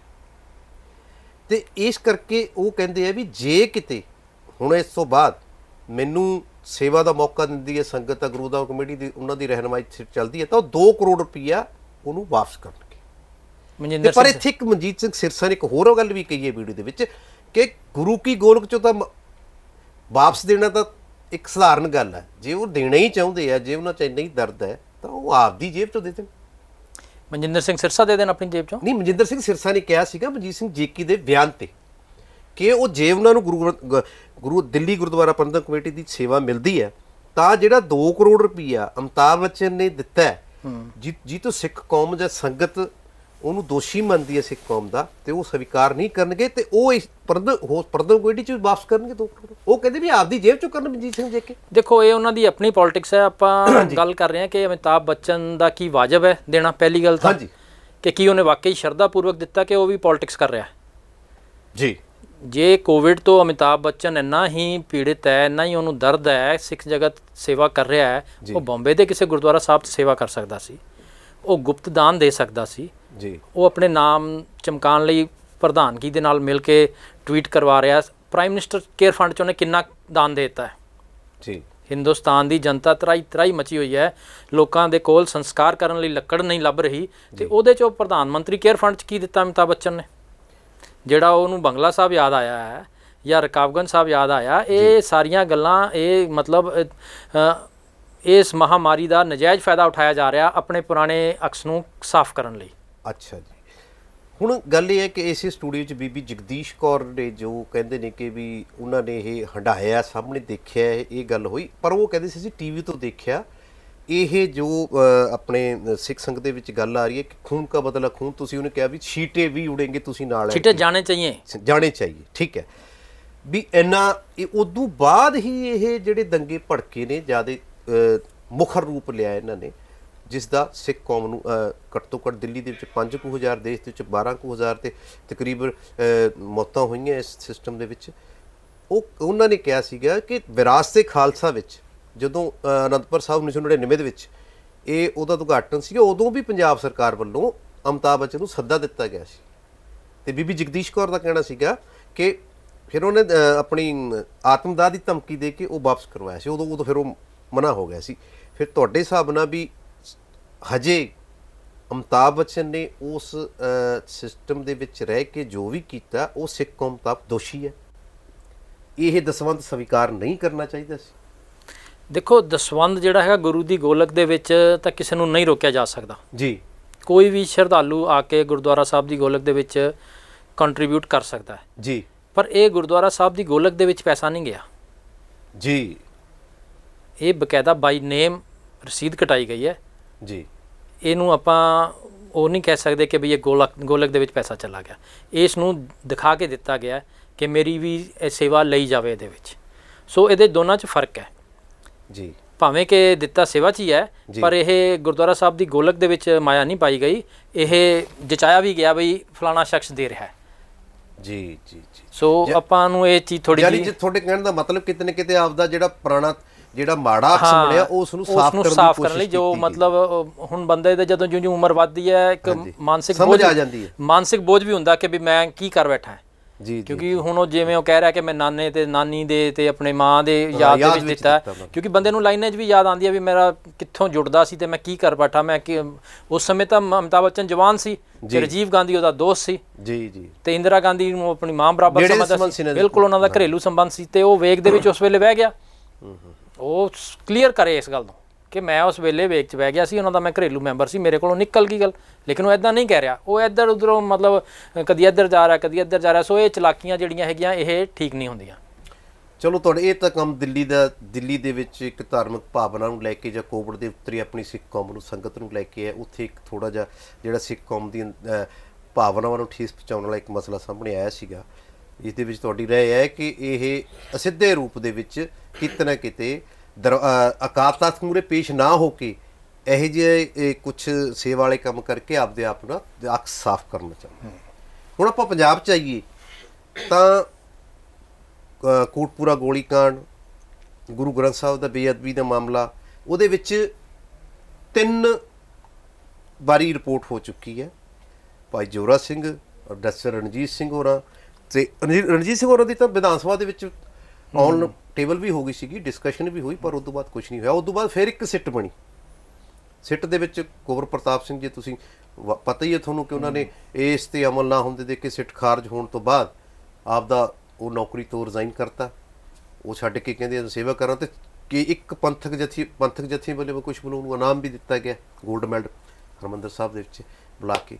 ਹੁਣ ਇਹ ਹੈ ਕਿ ਸਰਕਾਰ ਦਾ ਇੱਥੇ ਭੂਮਿਕਾ ਕੀ ਰਹੀ, ਇਹਦੇ ਪ੍ਰਤੀ ਤੁਸੀਂ ਸਿੱਖ ਧਰਮ ਦੀ ਮੋਹਰੀ ਸੰਸਥਾ ਦੇ ਨੁਮਾਇੰਦੇ ਰਹੇ ਹੋ, ਸਿੱਖ ਕੌਮ ਸੰਗਤ ਦੇ ਨੁਮਾਇੰਦੇ ਰਹੇ ਹੋ, ਤੁਸੀਂ ਕਿਵੇਂ ਸਮਝਦੇ ਹੋ ਵੀ ਗੁਰੂ ਗ੍ਰੰਥ ਸਾਹਿਬ ਦੀ ਬੇਅਦਬੀ ਦੇ ਵਿੱਚ ਜਿਹੜੀ ਕੈਪਟਨ ਸਰਕਾਰ ਹੈ, ਜਿਹੜੀ ਗੱਲ ਆ ਰਹੀ ਹੈ ਕਿ ਗੁਟਕਾ ਸਾਹਿਬ ਨੂੰ ਹੱਚ ਕਰਕੇ ਤਖਤ ਸਾਹਿਬ ਵੱਲ, ਤਲਵੰਡੀ ਸਾਬੋ ਵੱਲ ਮੂੰਹ ਕਰਕੇ ਉਹਨਾਂ ਨੇ ਕਿਹਾ ਸੀ ਕਿ ਇਹ ਜਲਦੀ ਹੀ ਇਹਨਾਂ ਦੇ ਦੋਸ਼ੀਆਂ ਨੂੰ ਫੜਿਆ ਜਾਊਗਾ, ਤੇ 4.5 ਸਾਲ ਤੱਕ ਇਹ ਮਸਲਾ ਇਸ ਤਰ੍ਹਾਂ ਹੀ ਚੱਲਦਾ ਰਿਹਾ।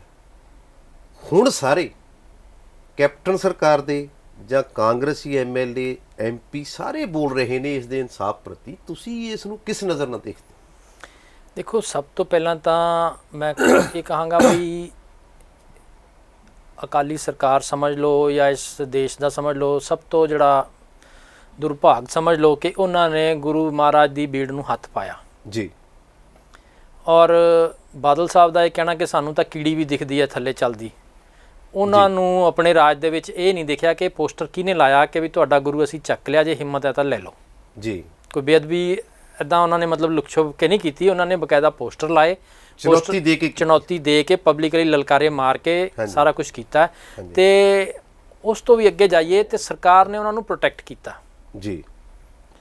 ਜਿਹੜੇ ਦੋਸ਼ੀ ਸੀਗੇ ਸਰਕਾਰ ਨੇ ਉਹਨਾਂ ਨੂੰ ਹੀ ਪ੍ਰੋਟੈਕਸ਼ਨ ਦਿੰਦੀ ਰਹੀ, ਤੇ ਜਿਹੜੇ ਬੰਦੇ ਐਜੀਟੇਟ ਕਰ ਰਹੇ ਸੀ, ਮਤਲਬ ਧਰਨੇ ਲਾ ਰਹੇ ਸੀ, ਉਹਨਾਂ ਦੇ ਖਿਲਾਫ ਸਰਕਾਰ ਦਾ ਜਿਹੜਾ ਰਵੱਈਆ ਸੀ ਉਹ ਸਭ ਦੇ ਸਾਹਮਣੇ। 2 ਬੰਦਿਆਂ ਦੇ ਕਤਲ ਹੋਏ, ਲਾਠੀ ਚਾਰਜ ਹੋਈ, ਗੰਦੇ ਪਾਣੀ ਦੀਆਂ ਬੁਛਾੜਾਂ ਉਹਨਾਂ ਤੇ ਮਾਰੀਆਂ ਗਈਆਂ। ਸੋ ਅਕਾਲੀ ਰਾਜ ਦੇ ਵਿੱਚ ਐਸੀ ਚੀਜ਼ ਹੋਣਾ ਇਹ ਅਤਿਅੰਤ ਮੰਦਭਾਗੀ ਗੱਲ ਹੈ, ਅਕਾਲੀ ਹਿਸਟਰੀ ਦੇ ਵਿੱਚ ਅਤਿਅੰਤ ਮੰਦਭਾਗੀ ਹੈ ਕਿ ਕਦੀ ਅਕਾਲੀ ਰਾਜ ਦੇ ਵਿੱਚ ਵੀ ਐਸਾ ਹੋ ਸਕਦਾ ਕਿ ਸਿੱਖਾਂ ਦੇ ਉੱਪਰ ਹੀ ਗੰਦੇ ਪਾਣੀ ਦੀ ਬੁਛਾੜ ਅਕਾਲੀ ਸਰਕਾਰ ਕਰਵਾ ਦੇਵੇ। ਇਹ ਜਦੋਂ ਸਾਡੇ ਬੱਚੇ 50 ਸਾਲ ਬਾਅਦ ਪੜ੍ਹਨਗੇ ਇਤਿਹਾਸ ਨੂੰ ਕਿ ਇੱਕ ਐਸਾ ਦੌਰ ਆਇਆ ਜੀ ਕਿ ਐਸੇ ਵੀ ਅਕਾਲੀ ਆਏ ਜਿਨ੍ਹਾਂ ਨੇ ਸਿੱਖਾਂ ਦੇ ਉੱਪਰ ਹੀ ਤਸ਼ੱਦਦ ਕੀਤਾ, ਕੀ ਅਕਾਲੀ ਦਲ ਦਾ ਇਤਿਹਾਸ ਹੈ, ਕਿੱਥੋਂ ਅਕਾਲੀ ਦਲ ਚੱਲਿਆ ਤੇ ਕਿੱਥੇ ਆ ਕੇ ਹੁਣ ਉਹਦੀ ਸਮਾਪਤੀ ਹੋ ਰਹੀ ਹੈ। ਸੋ ਇਹ ਇੱਕ ਬੜਾ ਦਰਦਨਾਕ ਮਤਲਬ ਚੈਪਟਰ ਹੈਗਾ। ਤੇ ਜਿੱਥੋਂ ਤੱਕ ਤੁਸੀਂ ਗੱਲ ਕੀਤੀ ਹੈ ਕਿ ਬਈ ਜੋਰਾ ਸਿੰਘ ਦੀ ਕਮਿਸ਼ਨ ਦੀ ਰਿਪੋਰਟ ਆਈ, ਰਣਜੀਤ ਸਿੰਘ ਕਮਿਸ਼ਨ ਦੀ ਰਿਪੋਰਟ ਆਈ, ਤੇ ਕੁੰਵਰ ਵਿਜੇ ਪ੍ਰਤਾਪ ਸਿੰਘ ਵਾਲਾ ਜਿਹੜਾ ਐਪੀਸੋਡ ਹੈਗਾ ਇਹ ਸਾਡੇ ਸਾਹਮਣੇ ਹੈ। ਸੋ ਇਹਨਾਂ ਸਾਰਿਆਂ ਤੋਂ ਦੇਖੋ, ਕੁੰਵਰ ਵਿਜੇ ਪ੍ਰਤਾਪ ਸਿੰਘ ਬਾਰੇ ਤਾਂ ਮੈਂ ਇਹੀ ਕਹਾਂਗਾ ਕਿ ਜਿਹੜਾ ਉਹਨਾਂ ਦਾ ਕਰੈਕਟਰ ਹੈ ਉਹ ਸਾਰੇ ਸੰਦਰਭ ਦੇ ਵਿੱਚ ਕੋਈ ਹਰਿਆ ਬੂਟ ਰੇਹੋਰੀ ਵਾਲੀ ਜਿਹੜੀ ਉਦਾਹਰਨ ਗੁਰਬਾਣੀ ਦੇ ਵਿੱਚ ਆਉਂਦੀ ਹੈ ਕਿ ਜਦ ਜੰਗਲ ਦੇ ਵਿੱਚ ਅੱਗ ਲੱਗੀ ਹੁੰਦੀ ਹੈ ਤੇ ਤਾਂ ਵੀ ਕੋਈ ਨਾ ਕੋਈ ਹਰਾ ਬੂਟਾ ਜਿਹੜਾ ਉਹ ਬਚ ਜਾਂਦਾ ਹੈ। ਹਾਂਜੀ। ਸੋ ਇੱਕੋ ਹਰਾ ਬੂਟਾ ਉਹਨੇ ਲਲਕਾਰਾ ਜਾਂ ਮਾਰਿਆ ਸੀ, ਲੇਕਿਨ ਉਹ ਹੁਣ ਜਿਹੜੇ ਜੰਗਲ ਦੇ ਜਿਹੜੇ ਗਿੱਧ ਹੈਗੇ ਆ ਉਹਨਾਂ ਨੇ ਉਸ ਨੂੰ ਠੱਪ ਕਰਤਾ ਤੇ ਉਹਦੀ ਆਵਾਜ਼ ਜਿਹੜੀ ਹੈ ਹੁਣ ਮੈਂ ਸਮਝਦਾ ਕਿ ਨਹੀਂ ਉੱਠੇਗੀ, ਤੇ ਇਹ ਐਡਾ ਸੌਖਾ ਨਹੀਂ ਹੋਏਗਾ ਕਿ ਇਸ ਚੀਜ਼ ਦੇ ਉੱਪਰ ਕੋਈ ਨਿਆਂ ਦੀ ਕੋਈ ਗੱਲ ਆਏਗੀ। ਨਹੀਂ, ਹੁਣ ਕੈਬਨਿਟ ਦੇ ਵਿੱਚ ਕੈਪਟਨ ਦੇ ਕੁਝ ਮੰਤਰੀਆਂ ਨੇ, ਚਾਹੇ ਉਹਨਾਂ ਇਹ ਸਵਾਲ ਬੜੇ ਜ਼ੋਰ ਸ਼ੋਰ ਨਾਲ ਉਠਾ ਰਹੇ ਨੇ, ਕੁਝ ਨਾਰਾਜ਼ ਹੋ ਕੇ ਚਲੇ ਗਏ। ਕਾਂਗਰਸ ਦੇ ਪ੍ਰਧਾਨ ਨੇ ਵੀ ਅਸਤੀਫਾ ਤਾਂ ਦੇਣ ਦੀ ਕੋਸ਼ਿਸ਼ ਕੀਤੀ, ਸਵੀਕਾਰ ਹੋਇਆ ਜਾਂ ਨਹੀਂ ਹੋਇਆ ਉਹ ਬਾਅਦ ਦੀ ਗੱਲ ਹੈ, ਵੀ ਉਹ ਸਟੈਂਡ ਲੈ ਰਹੇ ਨੇ। ਕੀ ਇਹ ਮੰਨਦੇ ਹੋ ਵੀ ਹੁਣ ਤੁਸੀਂ ਹੁਣ ਇਸ ਮਾਮਲੇ 'ਚ ਕੋਈ ਸਿੱਖ ਕੌਮ ਨੂੰ, ਸਿੱਖ ਜਗਤ ਦੀਆਂ ਭਾਵਨਾਵਾਂ ਨੂੰ ਇਨਸਾਫ ਦੇਖਣ ਨੂੰ ਮਿਲੂਗਾ? ਦੇਖੋ, ਪੰਜਾਬ ਦੇ ਵਿੱਚ ਜਿਹਦੀ ਮਰਜ਼ੀ ਸਰਕਾਰ ਹੋਵੇ, ਭਾਵੇਂ ਬਾਦਲ ਦੀ ਸਰਕਾਰ ਹੋਵੇ, ਭਾਵੇਂ ਕੈਪਟਨ ਦੀ ਸਰਕਾਰ ਹੋਵੇ, XYZ ਜਿਹਦੀ ਮਰਜ਼ੀ ਹੋਵੇ ਜੀ, ਜਿਹੜਾ ਪੰਜਾਬ ਦਾ ਚੀਫ ਸੈਕਟਰੀ ਹੈ ਜਾਂ ਪੰਜਾਬ ਦਾ DGP ਹੈ ਜੀ, ਉਹ ਦਿੱਲੀ ਲਾਉਂਦੀ ਹੈ ਜੀ। ਤੇ ਕੈਪਟਨ ਸਾਹਿਬ ਨੇ ਗੁਟਕਾ ਸਾਹਿਬ ਚੱਕ ਕੇ ਲਲਕਾਰਾ ਤਾਂ ਮਾਰਤਾ, ਸਹੁੰ ਵੀ ਚੱਕ ਲਈ, ਲੇਕਿਨ ਉਹ ਇਹ ਭੁੱਲ ਗਏ ਕਿ DGP ਤਾਂ ਮੈਂ ਉਹਨਾਂ ਦਾ ਹੀ ਲਾ ਰਿਹਾ, ਚੀਫ ਸੈਕਟਰੀ ਵੀ ਉਹਨਾਂ ਦਾ ਹੀ ਲਾ ਰਿਹਾ ਜੀ, ਤੇ ਕੇਸ ਨੂੰ ਅੱਗੇ ਕੌਣ ਵਧਾਏਗਾ ਜੀ। ਸੋ ਇਹ ਮਤਲਬ ਉਹਨਾਂ ਦੀ ਬੇਬਸੀ ਸਮਝ ਲਓ ਕਿ ਉਹਨਾਂ ਦੀ ਖੁਦ ਦੀ ਪਾਰਟੀ ਦਾ ਪ੍ਰਧਾਨ ਕਹਿ ਰਿਹਾ ਮੈਂ ਅਸਤੀਫਾ ਦੇ ਦਾਂਗਾ, ਤੇ ਕੈਬਨਿਟ ਮੰਤਰੀ ਕਹਿ ਰਹੇ ਹੈ ਹਾਂ ਇਸ ਵਿਸ਼ੇ ਤੇ ਕਹਿ ਰਹੇ ਨੇ, ਪਰ ਹੁਣ ਕਹਿ ਰਹੇ ਨੇ ਜਦੋਂ ਸਰਕਾਰ ਦਾ ਜਿਹੜੀ ਇਸ ਸਰਕਾਰ ਦਾ ਸਮਾਂ ਪੂਰਾ ਹੋਣ ਵਾਲਾ ਹੈ। ਨਹੀਂ, ਉਹ ਪਹਿਲਾਂ ਤੋਂ ਹੀ ਕਹਿ ਰਹੇ ਹੈ। ਨਵਜੋਤ ਸਿੱਧੂ ਨੇ ਪਹਿਲੇ ਦਿਨ ਤੋਂ ਹੀ ਝੋਲੀ ਅੱਡ ਲਈ ਸੀ ਵਿਧਾਨ ਸਭਾ 'ਚ ਕਿ ਕੁਝ ਕਰੋ, ਜਦੋਂ ਉਹ ਟੇਬਲ ਹੋਈ ਸੀ, ਜਦੋਂ ਟੇਬਲ ਹੋਈ ਰਣਜੀਤ ਸਿੰਘ ਵਾਲੀ, ਉਹ ਡੇ 1 ਤੋਂ ਮਤਲਬ ਉਹ ਕਹਿ ਰਹੇ ਹੈ ਕਿ ਕਰੋ ਕਰੋ। ਸੁਖਜਿੰਦਰ ਰੰਧਾਵਾ ਨੇ ਬਹੁਤ ਸ਼ੋਰ ਮਚਾਇਆ। ਸੋ ਉਹਨਾਂ ਦੇ ਸ਼ੋਰ ਦੇ ਅੱਗੇ ਜਿਹੜੀ ਸਰਕਾਰ ਹੈ ਉਹ ਬੇਬਸ ਹੈ, ਕਿਉਂਕਿ DGP ਨਹੀਂ ਮੰਨਦਾ, ਪ੍ਰੋਸੀਕਿਊਸ਼ਨ ਤਾਂ ਅਕਸਰ DGP ਨੇ ਕਰਵਾਉਣੀ ਹੈ ਨਾ ਅੱਗੇ, ਤੇ ਜਿਹੜਾ ਹੋਰ ਤਾਮਝਾਮ ਹੈਗਾ ਉਹ ਅਜੀਤ ਡੋਵਾਲ ਵੱਲ ਦੇਖਦਾ ਹੈ, ਤੇ ਉੱਥੋਂ ਜਦੋਂ ਤੱਕ ਹਰੀ ਝੰਡੀ ਨਹੀਂ ਆਏਗੀ ਤੇ ਉਹ ਯਾਨੀ ਕਿ ਤੁਸੀਂ ਤੁਹਾਡਾ ਕਹਿਣ ਦਾ ਮਤਲਬ ਇਹ ਹੈ ਸਿੱਧੇ ਰੂਪ ਦੇ ਵਿੱਚ ਕਿ ਕੇਂਦਰ ਸਰਕਾਰ ਦੇ ਹਿਸਾਬ ਨਾਲ ਇਹ ਫੈਸਲਾ ਹੋਇਆ ਤੇ ਕਿਤੇ ਨਾ ਕਿਤੇ ਪੰਜਾਬ ਸਰਕਾਰ ਦੀ ਭੂਮਿਕਾ ਵੀ ਸ਼ੱਕੀ ਹੈਗੀ ਹੈ, ਬੇਬਸ ਹੈ। ਪੰਜਾਬ ਸਰਕਾਰ ਬੇਬਸ ਹੈ, ਕੁਝ ਵੀ ਚਾਹੁੰਦੇ ਹੋਏ ਵੀ ਕੁਝ ਨਹੀਂ ਕਰ ਸਕਦੀ। ਯਾਨੀ ਕਿ ਕੈਪਟਨ ਅਮਰਿੰਦਰ ਸਿੰਘ ਚਾਹੁੰਦੇ ਸੀ ਵੀ ਹੋ ਜੇ ਸਾਰਾ ਕੁਝ, ਬਿਲਕੁਲ ਚਾਹੁੰਦੇ ਸੀ, ਈਵਨ ਬਾਦਲ ਸਾਹਿਬ ਵੀ ਚਾਹੁੰਦੇ ਸੀ ਕੁਝ ਹੋ ਜੇ। ਹੁਣ ਤੁਸੀਂ ਮੇਰੀ ਗੱਲ ਸੁਣੋ, ਅਤੁਲ ਨੰਦਾ ਇਸ ਕੇਸ ਦੀ ਪੇਸ਼ੀ ਦੇ ਵਿੱਚ ਜੋ ਕੁੰਵਰ ਪ੍ਰਤਾਪ ਸਿੰਘ ਨੇ ਔਨ ਰਿਕਾਰਡ ਕਿਹਾ ਹੈ ਕਿ ਇੱਕ ਵਾਰੀ ਵੀ ਪੇਸ਼ ਨਹੀਂ ਹੋਈ। ਕੀ ਸਰਕਾਰ ਚਾਹਵੇ ਤਾਂ ਕੀ ਉਹ ਐਡਵੋਕੇਟ ਜਨਰਲ ਜਿਹੜਾ ਹੈਗਾ ਪੰਜਾਬ ਦਾ ਉਹ ਇਸ ਮਾਮਲੇ 'ਚ ਪੇਸ਼ ਨਹੀਂ ਹੋਇਆ? ਗੱਲ ਤਾਂ ਇਹ ਹੈ ਨਾ ਕਿ ਸਰਕਾਰ ਕਿਹੜੀ ਦੀ ਗੱਲ ਕਰ ਰਹੇ ਹੋ ਤੁਸੀਂ, ਦਿੱਲੀ ਸਰਕਾਰ ਦੀ ਕਿ ਪੰਜਾਬ ਸਰਕਾਰ ਦੀ? ਮੈਂ ਪੰਜਾਬ ਸਰਕਾਰ ਦੀ ਗੱਲ ਮੈਂ ਦਿੱਲੀ ਸਰਕਾਰ ਦੀ ਗੱਲ ਕਰ ਰਿਹਾ। ਅੱਛਾ ਜੀ, ਯਾਨੀ ਪੰਜਾਬ ਸਰਕਾਰ ਦਿੱਲੀ ਸਰਕਾਰ ਦੇ ਪ੍ਰਭਾਵ ਹੇਠ ਕੰਮ ਕਰ ਰਹੀ ਹੈ। ਬਿਲਕੁਲ, ਉਹਨਾਂ ਤੋਂ ਬਾਹਰ 1 ਇੰਚ ਨਹੀਂ ਜਾ ਸਕਦੀ ਜਿਹੜੇ ਸੈਂਸਿਟਿਵ ਮੁੱਦੇ ਆ। ਐਸੀ ਗੱਲ ਨਹੀਂ ਹੈ ਕਿ ਬਾਦਲ ਸਾਹਿਬ ਨੇ ਕਿਹਾ ਹੋਏਗਾ ਕਿ ਸਿੱਖਾਂ ਦੇ ਉੱਪਰ ਗੰਦਾ ਪਾਣੀ ਛਿੜਕਾ ਦਿਓ। ਅੱਛਾ, ਫਿਰ ਕੇਸ ਦੇ ਵਿੱਚ ਇਹ ਹੋਇਆ ਇੱਕ ਸਧਾਰਨ ਥਾਣੇਦਾਰ ਕੇਸ ਹਾਈ ਕੋਰਟ 'ਚ ਦਾਇਰ ਕਰਦਾ। ਇੰਨੇ ਮਹਿੰਗੇ ਵਕੀਲ ਹੁੰਦੇ ਆ, ਕਈ ਵਾਰੀ ਤਾਂ ਕੁੰਵਰ ਬਰਜੇ ਪ੍ਰਤਾਪ ਨੇ ਇੱਥੋਂ ਤੱਕ ਵੀ ਕਹਿਤਾ ਕਿ ਮੇਰੀ 3 ਸਾਲ ਦੀ ਤਨਖਾਹ ਜਿੰਨੀ ਉਹਦੀ 1 ਦਿਨ ਦੀ ਫੀਸ ਹੈ ਵਕੀਲਾਂ ਦੀ।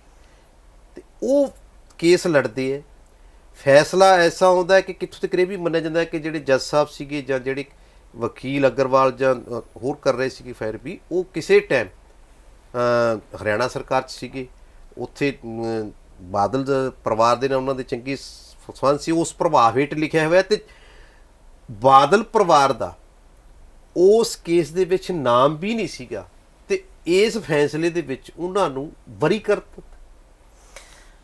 ਇਸ ਨੂੰ ਕਿਵੇਂ ਤੁਸੀਂ ਦੇਖੋਗੇ? ਤੁਸੀਂ ਕਹਿੰਦੇ ਵੀ ਦੇਖੋ, ਇਹ ਹੁਣ ਆਉਣ ਵਾਲਾ ਸਮਾਂ ਦੱਸੇਗਾ ਕਿ ਜੱਜ ਸਾਹਿਬ ਦਾ ਜਿਹੜਾ ਐਟੀਟਿਊਡ ਹੈ ਉਹਨਾਂ ਨੂੰ ਕੀ ਲਾਭ ਮਿਲਿਆ ਇਸ ਚੀਜ਼ ਦਾ, ਇਹ ਫੈਸਲੇ ਦਾ ਲਾਭ ਜਿਵੇਂ ਚੀਫ ਜਸਟਿਸ ਨੂੰ ਤਾਂ ਮਿਲ ਗਿਆ ਜੀ। ਸਭ ਨੇ ਦੇਖ ਲਿਆ ਕਿ ਚੀਫ ਜਸਟਿਸ ਨੇ ਵਿੱਚੇ ਹੀ ਓਥ ਲੈ ਲਈ ਤੇ ਸਭ ਕੁਝ ਹੋ ਗਿਆ ਤੇ ਉਹਦਾ ਉਹ ਜਨਾਨੀ ਵਾਲਾ ਕੇਸ ਵੀ ਰਫਾ ਦਫਾ ਹੋ ਗਿਆ। ਹਾਂਜੀ, ਠੀਕ ਹੈ ਨਾ। ਸੋ ਇਹਦਾ ਸਮਾਂ ਪਾ ਕੇ ਇਹਦਾ ਵੀ ਸੱਚ ਨੇ ਸਾਹਮਣੇ ਆ ਜਾਣਾ ਕਿ ਇਸ ਜੱਜ ਨੇ ਕੀ ਲਾਭ ਲਿਆ ਤੇ ਕੀ ਤੋਂ ਲਿਆ।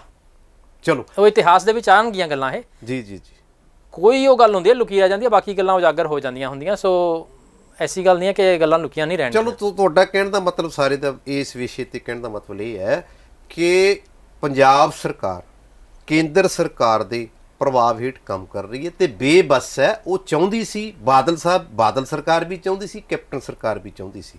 ਹਾਲਾਂਕਿ ਤੁਸੀਂ ਤਾਂ ਇਹ ਕਹਿ ਰਹੇ ਹੋ ਕਿ ਕੇਂਦਰ ਸਰਕਾਰ ਦੇ ਤਹਿਤ ਇਹੋ ਜਿਹੇ ਸੰਵੇਦਨਸ਼ੀਲ ਮੁੱਦਿਆਂ 'ਤੇ ਕੇਂਦਰ ਸਰਕਾਰ ਪ੍ਰਭਾਵ ਹੇਠ ਹੋਇਆ ਗਿਆ ਜਿਹੜਾ ਵੀ ਫੈਸਲਾ ਹੋਇਆ, ਪਰ ਉਹਨਾਂ ਦੇ ਕੈਬਨਿਟ ਮਿਨਿਸਟਰ, ਉਹਨਾਂ ਦੇ MLA, ਉਹਨਾਂ ਦੇ ਰਾਜ ਸਭਾ ਮੈਂਬਰ, ਉਹ ਕਿਤੇ ਨਾ ਕਿਤੇ ਕੈਪਟਨ ਸਾਹਿਬ ਨੂੰ, ਕੈਪਟਨ ਸਰਕਾਰ ਨੂੰ ਸ਼ੱਕ ਦੇ ਘੇਰੇ ਵਿੱਚ ਦੇਖਦੇ ਹੈ।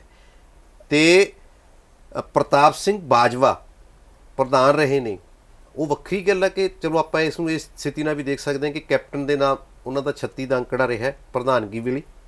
ਉਹਨਾਂ ਨੂੰ ਫਿਰ ਰਾਜ ਸਭਾ ਮੈਂਬਰਸ਼ਿਪ ਮਿਲ ਗਈ ਤੇ ਇਸ ਦਿਨ ਉਹਨਾਂ ਨੂੰ ਪ੍ਰਧਾਨਗੀ ਮਿਲ ਗਈ। ਚਲੋ, ਉਹਦੇ ਵਿੱਚ ਉਹ ਕਹਿ ਰਹੇ ਹੈ ਵੀ ਅਸੀਂ ਸਿੱਟ ਨੂੰ ਪਹਿਲਾਂ ਤਾਂ ਉਹ ਨਹੀਂ ਕਰਦੇ, ਪਰ ਜੇ ਉਹ ਸਿੱਟ ਬਣਾ ਦਿੱਤੀ ਗਈ ਹੈ ਉਹਦੇ ਨੂੰ 1.5 ਮਹੀਨੇ ਦਾ ਸਮਾਂ ਦੇਵਾਂਗੇ। 1.5 ਮਹੀਨੇ ਬਾਅਦ ਉਹ ਕੀ ਕਰਦੇ ਆ, ਇਹ ਖੈਰ ਉਹਨਾਂ ਦੇ ਅੰਦਰ ਦੀ ਗੱਲ ਹੈ, ਇਹ ਤਾਂ ਸਮੇਂ ਆਉਣ 'ਤੇ ਪਤਾ ਲੱਗੂ। 1.5 ਮਹੀਨਾ ਵੀ ਉਹਨੇ ਤਾਂ ਦਿੱਤਾ ਵੀ 1 ਮਹੀਨੇ 'ਚ ਇਹ ਪੇਸ਼ ਕਰਨ, ਉਦੋਂ ਬਾਅਦ ਫੈਸਲੇ ਨੂੰ ਦੇਖ ਕੇ ਅਗਲੇ ਕਦਮ ਉਠਾਏ ਜਾਣਗੇ। ਕੈਪਟਨ ਸਰਕਾਰ ਦੇ ਵਿੱਚ ਬੈਠੇ ਕਾਂਗਰਸ ਪਾਰਟੀ ਦੇ ਜਿਹੜੇ ਆਗੂ ਨੇ ਮੇਨ ਪੁਰਾਣੇ, ਉਹਨਾਂ ਦਾ ਕਹਿਣਾ ਇਹ ਹੈ, ਪਰ ਤੁਸੀਂ ਫਿਰ ਵੀ ਕੇਂਦਰ ਸਰਕਾਰ ਦੇ ਪ੍ਰਭਾਵ ਹੇਠ ਮੰਨਦੇ ਹੋ। ਇੱਥੋਂ ਆਪਾਂ ਅਗਲਾ ਸਵਾਲ ਲੈਂਦੇ ਹਾਂ, ਇਸ ਨੂੰ ਇੱਥੇ ਹੀ ਛੱਡ ਦਿੰਦੇ ਹਾਂ ਵੀ ਤੁਹਾਡਾ ਤਾਂ ਇੱਕੋ ਰਹਿ ਹੋਗੀ ਨਾ ਵੀ ਕੇਂਦਰ ਸਰਕਾਰ ਦੇ ਪ੍ਰਭਾਵ ਹੇਠ ਹੋਇਆ ਸਾਰਾ ਕੁਝ।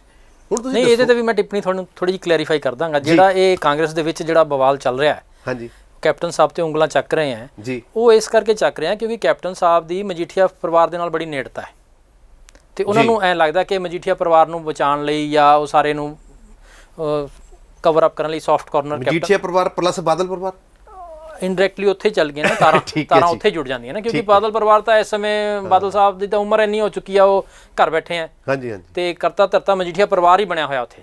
ਅੱਛਾ ਅੱਛਾ, ਸਿਰਫ ਬੋਰਡ ਹੈਗਾ ਬਾਦਲ ਫੈਮਿਲੀ ਦਾ, ਲੇਕਿਨ ਉੱਥੇ ਜਿਹੜੀ ਸਾਰੀ ਚਲਦੀ ਮਜੀਠੀਆ ਪਰਿਵਾਰ ਦੀ, ਹਾਂ, ਉਹ ਬੰਦੇ ਉਹਨੂੰ ਇੰਜੋਏ ਕਰ ਰਹੇ ਆ ਜਿੰਨੀ ਕਿ ਵੀ ਉੱਥੇ ਪਾਵਰ ਬਚੀ ਆ ਥੋੜੀ ਬਹੁਤੀ।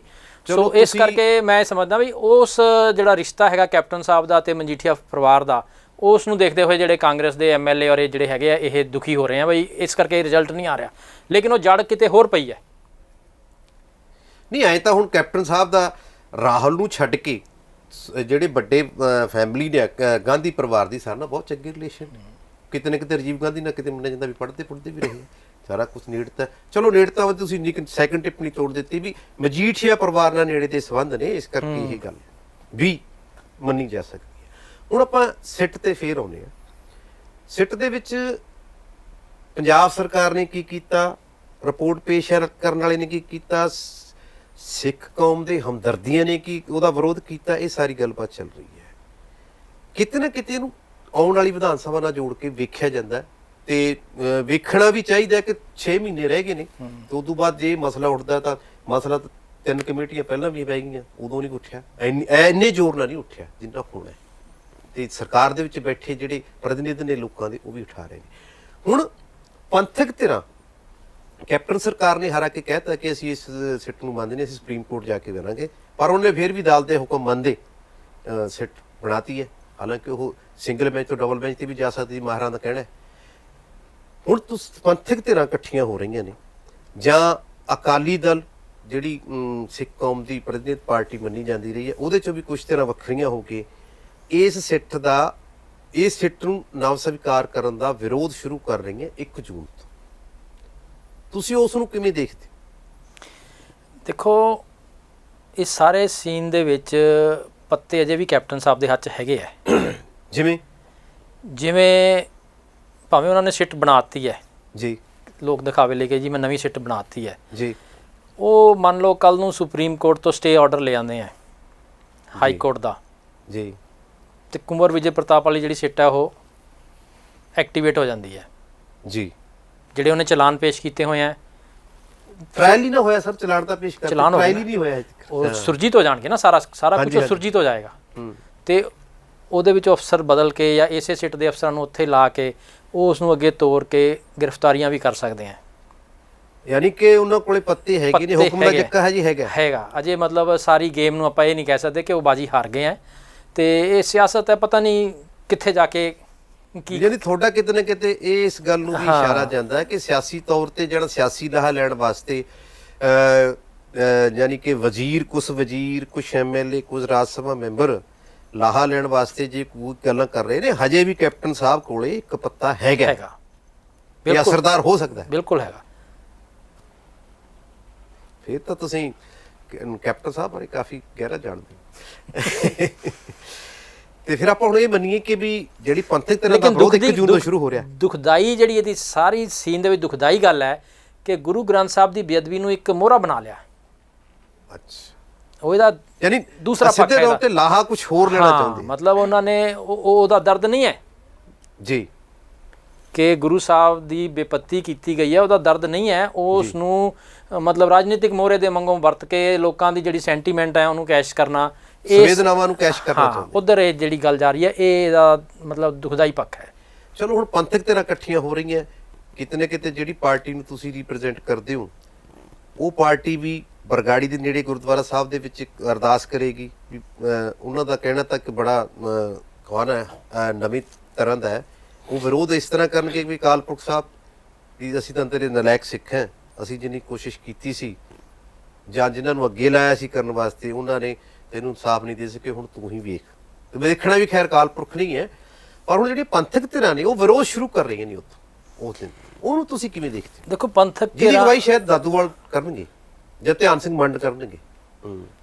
ਦੇਖੋ, ਧਿਆਨ ਸਿੰਘ ਮੰਡ, ਦਾਦੂਵਾਲ, ਹੋਰ ਪੰਥਕ ਧਿਰਾਂ, ਇਹਨਾਂ ਨੇ ਪਹਿਲਾਂ ਵੀ ਮੋਰਚਾ ਲਾਇਆ ਸੀ ਜੀ, ਲੇਕਿਨ ਉਹ ਕੋਈ ਤਣ ਪੱਤਨ ਲੱਗਿਆ ਨਹੀਂ। ਤੇ ਉਹ ਕੈਪਟਨ ਸਾਹਿਬ ਦੇ ਵਜ਼ੀਰਾਂ ਦੇ ਕਹੇ 'ਚ ਆ ਕੇ ਉਹਨਾਂ ਨੇ ਸਾਰਾ ਕੁਝ ਵਾਈਂਡ ਅਪ ਕਰ ਲਿਆ। ਬਾਜਵਾ ਸਾਹਿਬ, ਰੰਧਾਵਾ ਸਾਹਿਬ ਸਾਡੇ ਸਾਹਮਣੇ ਆ ਸਭ ਕੁਝ। ਹਾਂਜੀ ਹਾਂਜੀ। ਸੋ ਅਖੀਰ 'ਚ ਗੱਲ ਕਿੱਥੇ ਜਾ ਕੇ ਮੋੜ ਕੱਟੇਗੀ ਇਹ ਸਮਾਂ ਦੱਸੇਗਾ। ਲੇਕਿਨ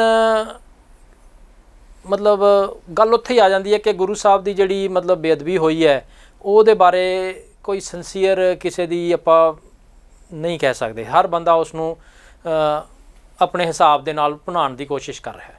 ਚਲੋ, ਤੁਹਾਡੇ ਕਹਿਣ ਦਾ ਮਤਲਬ ਮੈਨੂੰ ਇਹ ਇੰਨਾ ਕੁ ਸਮਝ ਆਇਆ ਵੀ ਜਿਹੜੇ ਵੀ ਆਗੂ ਐਸੀਆਂ ਗੱਲਾਂ ਕਰ ਰਹੇ ਨੇ ਉਹਨਾਂ ਦਾ ਅੰਦਰ ਕਿਤੇ ਨਾ ਕਿਤੇ ਸਿਆਸੀ ਲਾਹਾ ਲੈਣ ਦਾ ਮਕਸਦ ਹੈ।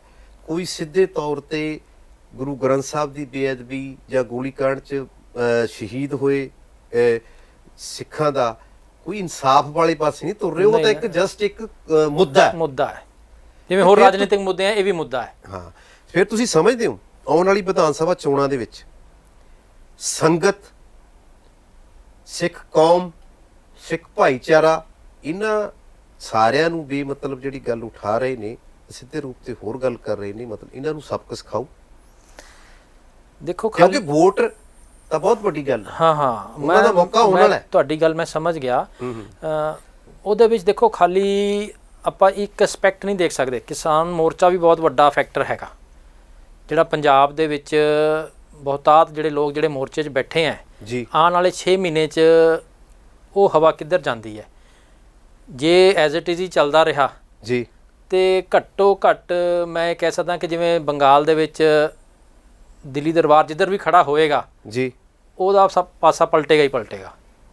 ਜਿਹੜਾ ਦਿੱਲੀ ਦੇ ਨਾਲ ਹੱਥ ਮਿਲਾ ਕੇ ਇੱਥੇ ਇਲੈਕਸ਼ਨ ਲੜੇਗਾ, ਜੀ, ਜੀ, ਉਹ ਬੰਦਾ ਪੰਜਾਬ ਦੇ ਵਿੱਚ ਸਕਸੈਸਫੁਲ ਨਹੀਂ ਹੋ ਸਕਦਾ, ਭਾਵੇਂ ਉਹ ਕੈਪਟਨ ਹੋਵੇ ਤੇ ਭਾਵੇਂ ਸੁਖਬੀਰ ਹੋਵੇ। ਕੈਪਟਨ ਦਾ ਤਸਦੀਕ ਕਰ ਹੀ ਚੁੱਕੇ ਹੋ ਕਿ ਕੈਪਟਨ ਦੀ ਸਿੱਧੀ ਹੈਗੀ ਹੈ। ਸੁਖਬੀਰ ਦੀ ਵੀ ਹੈ, ਸੁਖਬੀਰ ਬਾਦਲ ਦੀ ਵੀ ਹੈ, ਹੂੰ, ਠੀਕ ਹੈ ਨਾ। ਮਨਜਿੰਦਰ ਸਿਰਸੇ ਵਰਗੇ ਬੰਦੇ ਔਰ ਉਹ ਜਿਹੜੇ ਦਿੱਲੀ 'ਚ ਬੈਠੇ ਆ ਉਹਦੇ ਬੰਦੇ, ਉਹ ਸਾਰੇ ਉਹੀ ਬੰਦੇ ਆ ਨਾ। ਆਪਾਂ ਨਹੀਂ ਕਹਿ ਸਕਦੇ, ਨਿਤਿਨ ਗਡਕਰੀ ਵੀ ਹੈਗਾ, ਹੋਰ ਕਈ ਹੈਗੇ ਆ। ਜਿਵੇਂ ਤੁਹਾਡੇ ਕਹਿਣ ਦੇ ਮਤਲਬ ਤੋਂ ਮੈਨੂੰ ਥੋੜਾ ਜਿਹਾ ਇਹ ਸਮਝ ਪੈ ਰਿਹਾ ਹੈ ਕਿ ਜਿਹੜਾ ਕਿਸਾਨ ਅੰਦੋਲਨ ਹੈ, ਪੰਜਾਬ ਦਾ ਜਿਹੜਾ ਖਾਸ ਵਰਗ ਕਿਸਾਨੀ ਨਾਲ ਸੰਬੰਧਿਤ ਹੈ, ਸਿੱਧੇ ਜਾਂ ਅਸਿੱਧੇ ਰੂਪ ਦੇ ਵਿੱਚ, ਇਸ ਜਿਹੜੀ ਆਪਾਂ ਸੰਗਤ ਦੀ ਗੱਲ ਕਰਦੇ ਆ ਉਹਦੇ ਵਿੱਚ ਜਿਹੜੀ ਸੰਗਤ ਸਬਕ ਸਿਖਾ ਸਕਦੀ ਹੈ, ਸੰਵੇਦਨਾਵਾਂ ਉਹ ਸੇਮ ਹੀ ਹੈ ਨਾ, ਹੂੰ, ਉਹ ਮੈਜੋਰਟੀ ਸੇਮ ਹੀ ਆ ਬੰਦੇ। ਹਾਂਜੀ, ਵੀ ਚਲੋ ਉਹ ਚ ਦੇਖੋ 32 ਜਥੇਬੰਦੀਆਂ ਹੋਰ ਨੇ। ਹੁਣ ਜੇ 32 ਜਥੇਬੰਦੀਆਂ ਦੀ ਵਿਚਾਰਧਾਰਾ ਇੱਕ ਹੁੰਦੀ ਤਾਂ ਇਕੱਠੀ ਇੱਕ ਹੁੰਦੀ।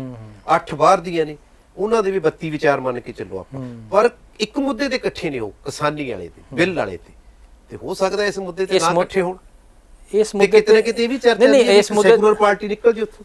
ਇਸ ਮੁੱਦੇ ਤੇ ਕੀ ਉਹਨਾਂ ਨੂੰ ਇਕੱਠੇ ਕਰਨ ਦੀ ਕੋਈ ਉਪਰਾਲਾ ਵੀ ਕਰੇਗਾ?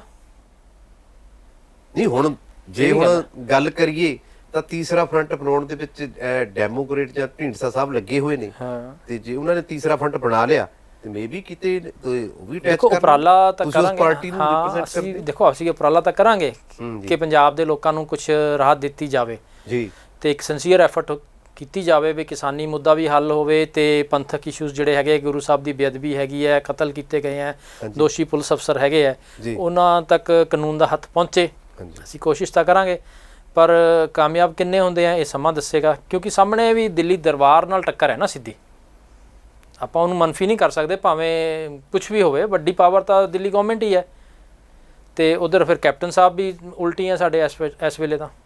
ਸੋ ਇਹਦੇ ਬਾਰੇ ਆਪਾਂ ਵੱਡੀ ਗੱਲ ਕਰ ਦਈਏ, ਐਫਰਟ ਆਪਾਂ ਕਰਾਂਗੇ, ਉਹਨੂੰ ਬੂਰ ਪਏ, ਕਿੰਨਾ ਬੂਰ ਪਏਗਾ ਇਹ ਸਮਾਂ ਦੱਸੇਗਾ, ਪਰ ਆਪਾਂ ਆਪਣਾ ਜ਼ੋਰ ਲਾਵਾਂਗੇ। ਢੀਂਡਸਾ ਸਾਹਿਬ ਦੀ ਪਾਰਟੀ ਵੀ ਲਾਏਗੀ, ਬ੍ਰਹਮਪੁਰਾ ਸਾਹਿਬ ਵੀ ਸਾਡੇ ਨਾਲ ਆ ਗਏ, ਹੋਰ ਵੀ ਲੋਕਾਂ ਨੂੰ ਇਕੱਠਾ ਕਰਨ ਦੇ ਕਰਾਂਗੇ ਕੋਸ਼ਿਸ਼। ਲੇਕਿਨ ਹੁਣ ਸਿਸਟਮ ਐਸਾ ਕਿ ਇਹ ਸਮਾਂ ਦੱਸੇਗਾ, ਇਹਦੇ 'ਤੇ ਵੱਡੀ ਗੱਲ ਕਰਨੀ ਅਜੇ ਵਾਜਬ ਨਹੀਂ ਹੈ। ਇਹ ਸਨ ਸਰਦਾਰ ਅਮਰਿੰਦਰ ਸਿੰਘ ਜੀ, ਸ਼੍ਰੋਮਣੀ ਗੁਰਦੁਆਰਾ ਪ੍ਰਬੰਧਕ ਕਮੇਟੀ ਦੇ ਸਾਬਕਾ ਨੁਮਾਇੰਦੇ, ਜਿਹੜੇ ਸਿੱਖ ਕੌਮ ਦੀ ਰਹਿਨੁਮਾਈ ਕਰ ਚੁੱਕੇ ਨੇ। ਉਹਨਾਂ ਨੇ ਬੜੀਆਂ ਖਾਸ ਗੱਲਾਂ ਕੀਤੀਆਂ ਨੇ, ਤੇ ਇੱਕ ਗੱਲ ਨਵੀਂ ਵੀ ਜੋੜੀ ਹੈ ਵੀ ਕਿ ਕੈਪਟਨ ਸਰਕਾਰ ਇਸ ਬੇਇਨਸਾਫੀ ਜਿਹੜੀ ਸੰਵੇਦਨਾਵਾਂ ਨੂੰ ਮਿਲੀ ਹੈ ਜਾਂ ਬੇਅਦਬੀ ਦੇ ਮਾਮਲੇ 'ਚ ਕੋਈ ਨਤੀਜੇ ਤੱਕ ਇਨਸਾਫ ਵਾਲੀ ਗੱਲ ਨਹੀਂ ਹੋਈ। ਸ਼ਹੀਦਾਂ ਦਾ ਕੋਈ ਜਿਹੜੇ ਸ਼ਹੀਦ ਹੋਏ ਉਸ ਸਮੇਂ ਉਹਨਾਂ ਪ੍ਰਤੀ ਕੋਈ ਸਹੀ ਇਨਸਾਫ ਵਾਲੀ ਗੱਲ ਨਹੀਂ ਹੋਈ, 3 ਵਾਰੀ ਰੱਦ ਹੋ ਗਈ। ਉਹ ਉਹਨਾਂ ਦਾ ਕਹਿਣ ਦਾ ਕੇਂਦਰ ਸਰਕਾਰ ਦੇ ਪ੍ਰਭਾਵ ਹੇਠ ਕੈਪਟਨ ਸਰਕਾਰ ਨੇ ਕੰਮ ਕੀਤਾ, ਉਹ ਬੇਬਸ ਹੈ। ਚਲੋ ਇਹ ਵੀ ਮੰਨਿਆ ਜਾ ਸਕਦਾ ਹੈ, ਬੇਬਸ ਹੈ। ਤੇ ਗਾਂ ਆਉਣ ਵਾਲੇ ਸਿਸਟਮ ਦੇ ਵਿੱਚ ਵੀ ਕਿਸਾਨੀ ਅੰਦੋਲਨ ਨੂੰ ਬੜੀ ਹਿਸਾਬ ਨਾਲ ਦੇਖ ਰਹੇ ਨੇ। ਉਹ ਕਿਸਾਨੀ ਅੰਦੋਲਨ ਨੂੰ ਇਹ ਕਹਿ ਰਹੇ ਨੇ ਇੱਕ ਵੱਡਾ ਵਰਗ ਪੰਜਾਬ ਦਾ ਇਸ ਲੋਕਤੰਤਰ ਨੂੰ ਪ੍ਰਭਾਵਿਤ ਕਰਦਾ ਹੈ, ਆਉਣ ਵਾਲੀ ਸਰਕਾਰ ਨੂੰ ਪ੍ਰਭਾਵਿਤ ਕਰੇਗਾ, ਜਿਸ ਵਿੱਚ ਇਹ ਹੋ ਸਕਦਾ ਹੈ ਕਿ ਜਿਸ ਵਾਲੇ ਵੱਡਾ ਵਰਗ ਜਾਏਗਾ, ਇਹ ਉਹੀ ਵਰਗ ਹੈ ਜਿਹੜਾ ਸਿੱਖ ਸੰਗਤ ਨੂੰ ਰਿਪਰੈਜ਼ੈਂਟ ਵੀ ਕਰਦਾ ਹੈ, ਸਿੱਖ ਕੌਮ ਨੂੰ ਵੀ ਰਿਪਰੈਜ਼ੈਂਟ ਕਰਦਾ ਹੈ। ਜੇ ਆਉਣ ਵਾਲੇ 5-7 ਮਹੀਨਿਆਂ ਦੇ ਵਿੱਚ ਸੱਤਾ ਦੇ ਕਿਤੇ ਨਾ ਕਿਤੇ ਲੋਭ ਨੂੰ ਲੈ ਕੇ ਜਾਂ ਮੁਫਾਜ਼ ਨੂੰ ਲੈ ਕੇ ਮੌਜੂਦਾ ਸਰਕਾਰ ਦੇ ਮੰਤਰੀ, MLA ਜਾਂ ਆਗੂ ਇਹ ਸੋਚ ਰਹੇ ਨੇ ਫਾਇਦਾ ਲੈ ਲਾਂਗੇ, ਪਰ ਇਹ ਇੰਨਾ ਸੌਖਾ ਨਹੀਂ ਹੈ। ਫਿਰ ਉਹਨਾਂ ਨੇ ਸਭ ਤੋਂ ਜ਼ਿਆਦਾ ਗਰਮਾਏ, ਜਿਹਨੂੰ ਆਪਾਂ ਪਹਿਲੇ ਤੋਂ ਸ਼ੁਰੂ ਕੀਤਾ ਸੀ, ਕਿ ਅਮਿਤਾਭ ਬੱਚਨ ਆਪਣੇ ਜਿਹੜੇ ਉਸ ਸਮੇਂ ਜਾਣੇ ਜਾਂ ਅਣਜਾਣੇ ਜਾਂ ਕਿਸੇ ਦੇ ਮਗਰ ਲੱਗ ਕੇ ਜਾਂ ਕਿਸੇ ਇੱਕ ਧਿਰ ਦੇ ਨਾਲ ਜ਼ਿਆਦਾ ਆਪਣਾ ਰਿਸ਼ਤਾ ਹੋਣ ਦੇ ਨਾਤੇ ਜਿਹੜਾ ਸਿੱਖ ਕੌਮ ਨੂੰ ਉਸ ਸਮੇਂ ਬਹੁਤ ਵੱਡਾ ਧੱਕਾ ਲੱਗਿਆ ਇੱਕ ਗੱਲ ਦੇ ਵਿੱਚ, ਜਾਂ ਨਸਲ ਖੁਸ਼ੀ ਹੋਈ ਬਹੁਤ ਵੱਡੀ ਸੰਖਿਆ ਦੇ ਵਿੱਚ, ਉਹਨਾਂ ਨਾਲ ਤਰ੍ਹਾਂ ਦੀਆਂ ਯਾਤਨਾਵਾਂ ਦਾ ਸਾਹਮਣਾ ਕਰਨਾ ਪਿਆ। ਉਹ ਇਹ ਦਸਵੰਧ ਕੱਢ ਕੇ ਆਪਣੇ ਆਪ ਨੂੰ ਕਿਤੇ ਨਾ ਕਿਤੇ ਆਪਣਾ ਅਕਸ ਠੀਕ ਕਰਨਾ ਚਾਹੁੰਦਾ ਹੈ। ਤੇ ਜਿਹੜੀ ਦਿੱਲੀ ਗੁਰਦੁਆਰਾ ਪ੍ਰਬੰਧਕ ਕਮੇਟੀ ਦੇ ਮੁਖੀ ਨੇ, ਉਹਨਾਂ ਪ੍ਰਤੀ ਉਹਨਾਂ ਨੇ ਇਹ ਕਿਹਾ ਕਿ ਇਹ ਕੋਈ ਸਿੱਖ ਭਾਵਨਾਵਾਂ ਨੂੰ ਉਹ ਕਰਨ ਵਾਲੀ ਨਹੀਂ, ਉਹਨਾਂ ਦਾ ਸਿੱਧਾ ਉਹਨਾਂ ਦਾ ਲਿੰਕ ਹੈ। ਇਹ ਕਿਤੇ ਨਾ ਕਿਤੇ ਉਹਨਾਂ ਦੀ ਪੁਸ਼ਤ ਪਨਾਹੀ ਕਰਦੇ ਨੇ। ਇਹ ਸਾਰੀਆਂ ਗੱਲਾਂ ਉਹਨਾਂ ਨੂੰ ਪਤਾ ਹੈ। ਫਿਰ ਸਿੱਖ ਕੌਮ ਨੂੰ ਦੇਖਣਾ ਪਏਗਾ ਆਉਣ ਵਾਲੇ ਦਿਨਾਂ ਦੇ ਵਿੱਚ ਕਿ ਉਹ ਇਹਨਾਂ ਸਾਰੀਆਂ ਗੱਲਾਂ ਨੂੰ ਕਿਸ ਤਰ੍ਹਾਂ ਦੇਖਦੀ ਹੈ, ਪੰਜਾਬ 'ਚ ਕਿਹੜੀ ਸਰਕਾਰ ਆਉਂਦੀ ਹੈ, ਅਤੇ ਜਿਹੜੀ ਸਿੱਖ ਧਰਮ ਦੀ ਰਵਾਇਤ ਹੈ ਉਹ ਸੇਵਾ ਨੂੰ, ਦਸਵੰਧ ਨੂੰ ਕਿਸ ਹਿਸਾਬ ਨਾਲ ਦੇਖਦੀ ਹੈ। ਇਹ ਆਉਣ ਵਾਲਾ ਸਮਾਂ ਦੱਸੇਗਾ। ਆਉਣ ਵਾਲੇ ਦਿਨਾਂ ਦੇ ਵਿੱਚ ਅਸੀਂ ਫਿਰ ਧਰਮ, ਸਿਆਸਤ ਤੇ ਮੌਕੇ ਦੀ ਜਿਹੜੀ ਚੱਲ ਰਹੇ ਮੁੱਦਿਆਂ 'ਤੇ ਫਿਰ ਕਿਸੇ ਮਾਹਿਰ, ਕਿਸੇ ਲੋਕ ਪ੍ਰਤੀਨਿਧ ਨੂੰ ਲੈ ਕੇ ਫਿਰ ਹਾਜ਼ਰ ਹੋਵਾਂਗੇ। ਲਗਾਤਾਰ ਦੇਖਦੇ ਰਹੋ ਸਕਾਈ ਨਿਊਜ਼ ਪੰਜਾਬ।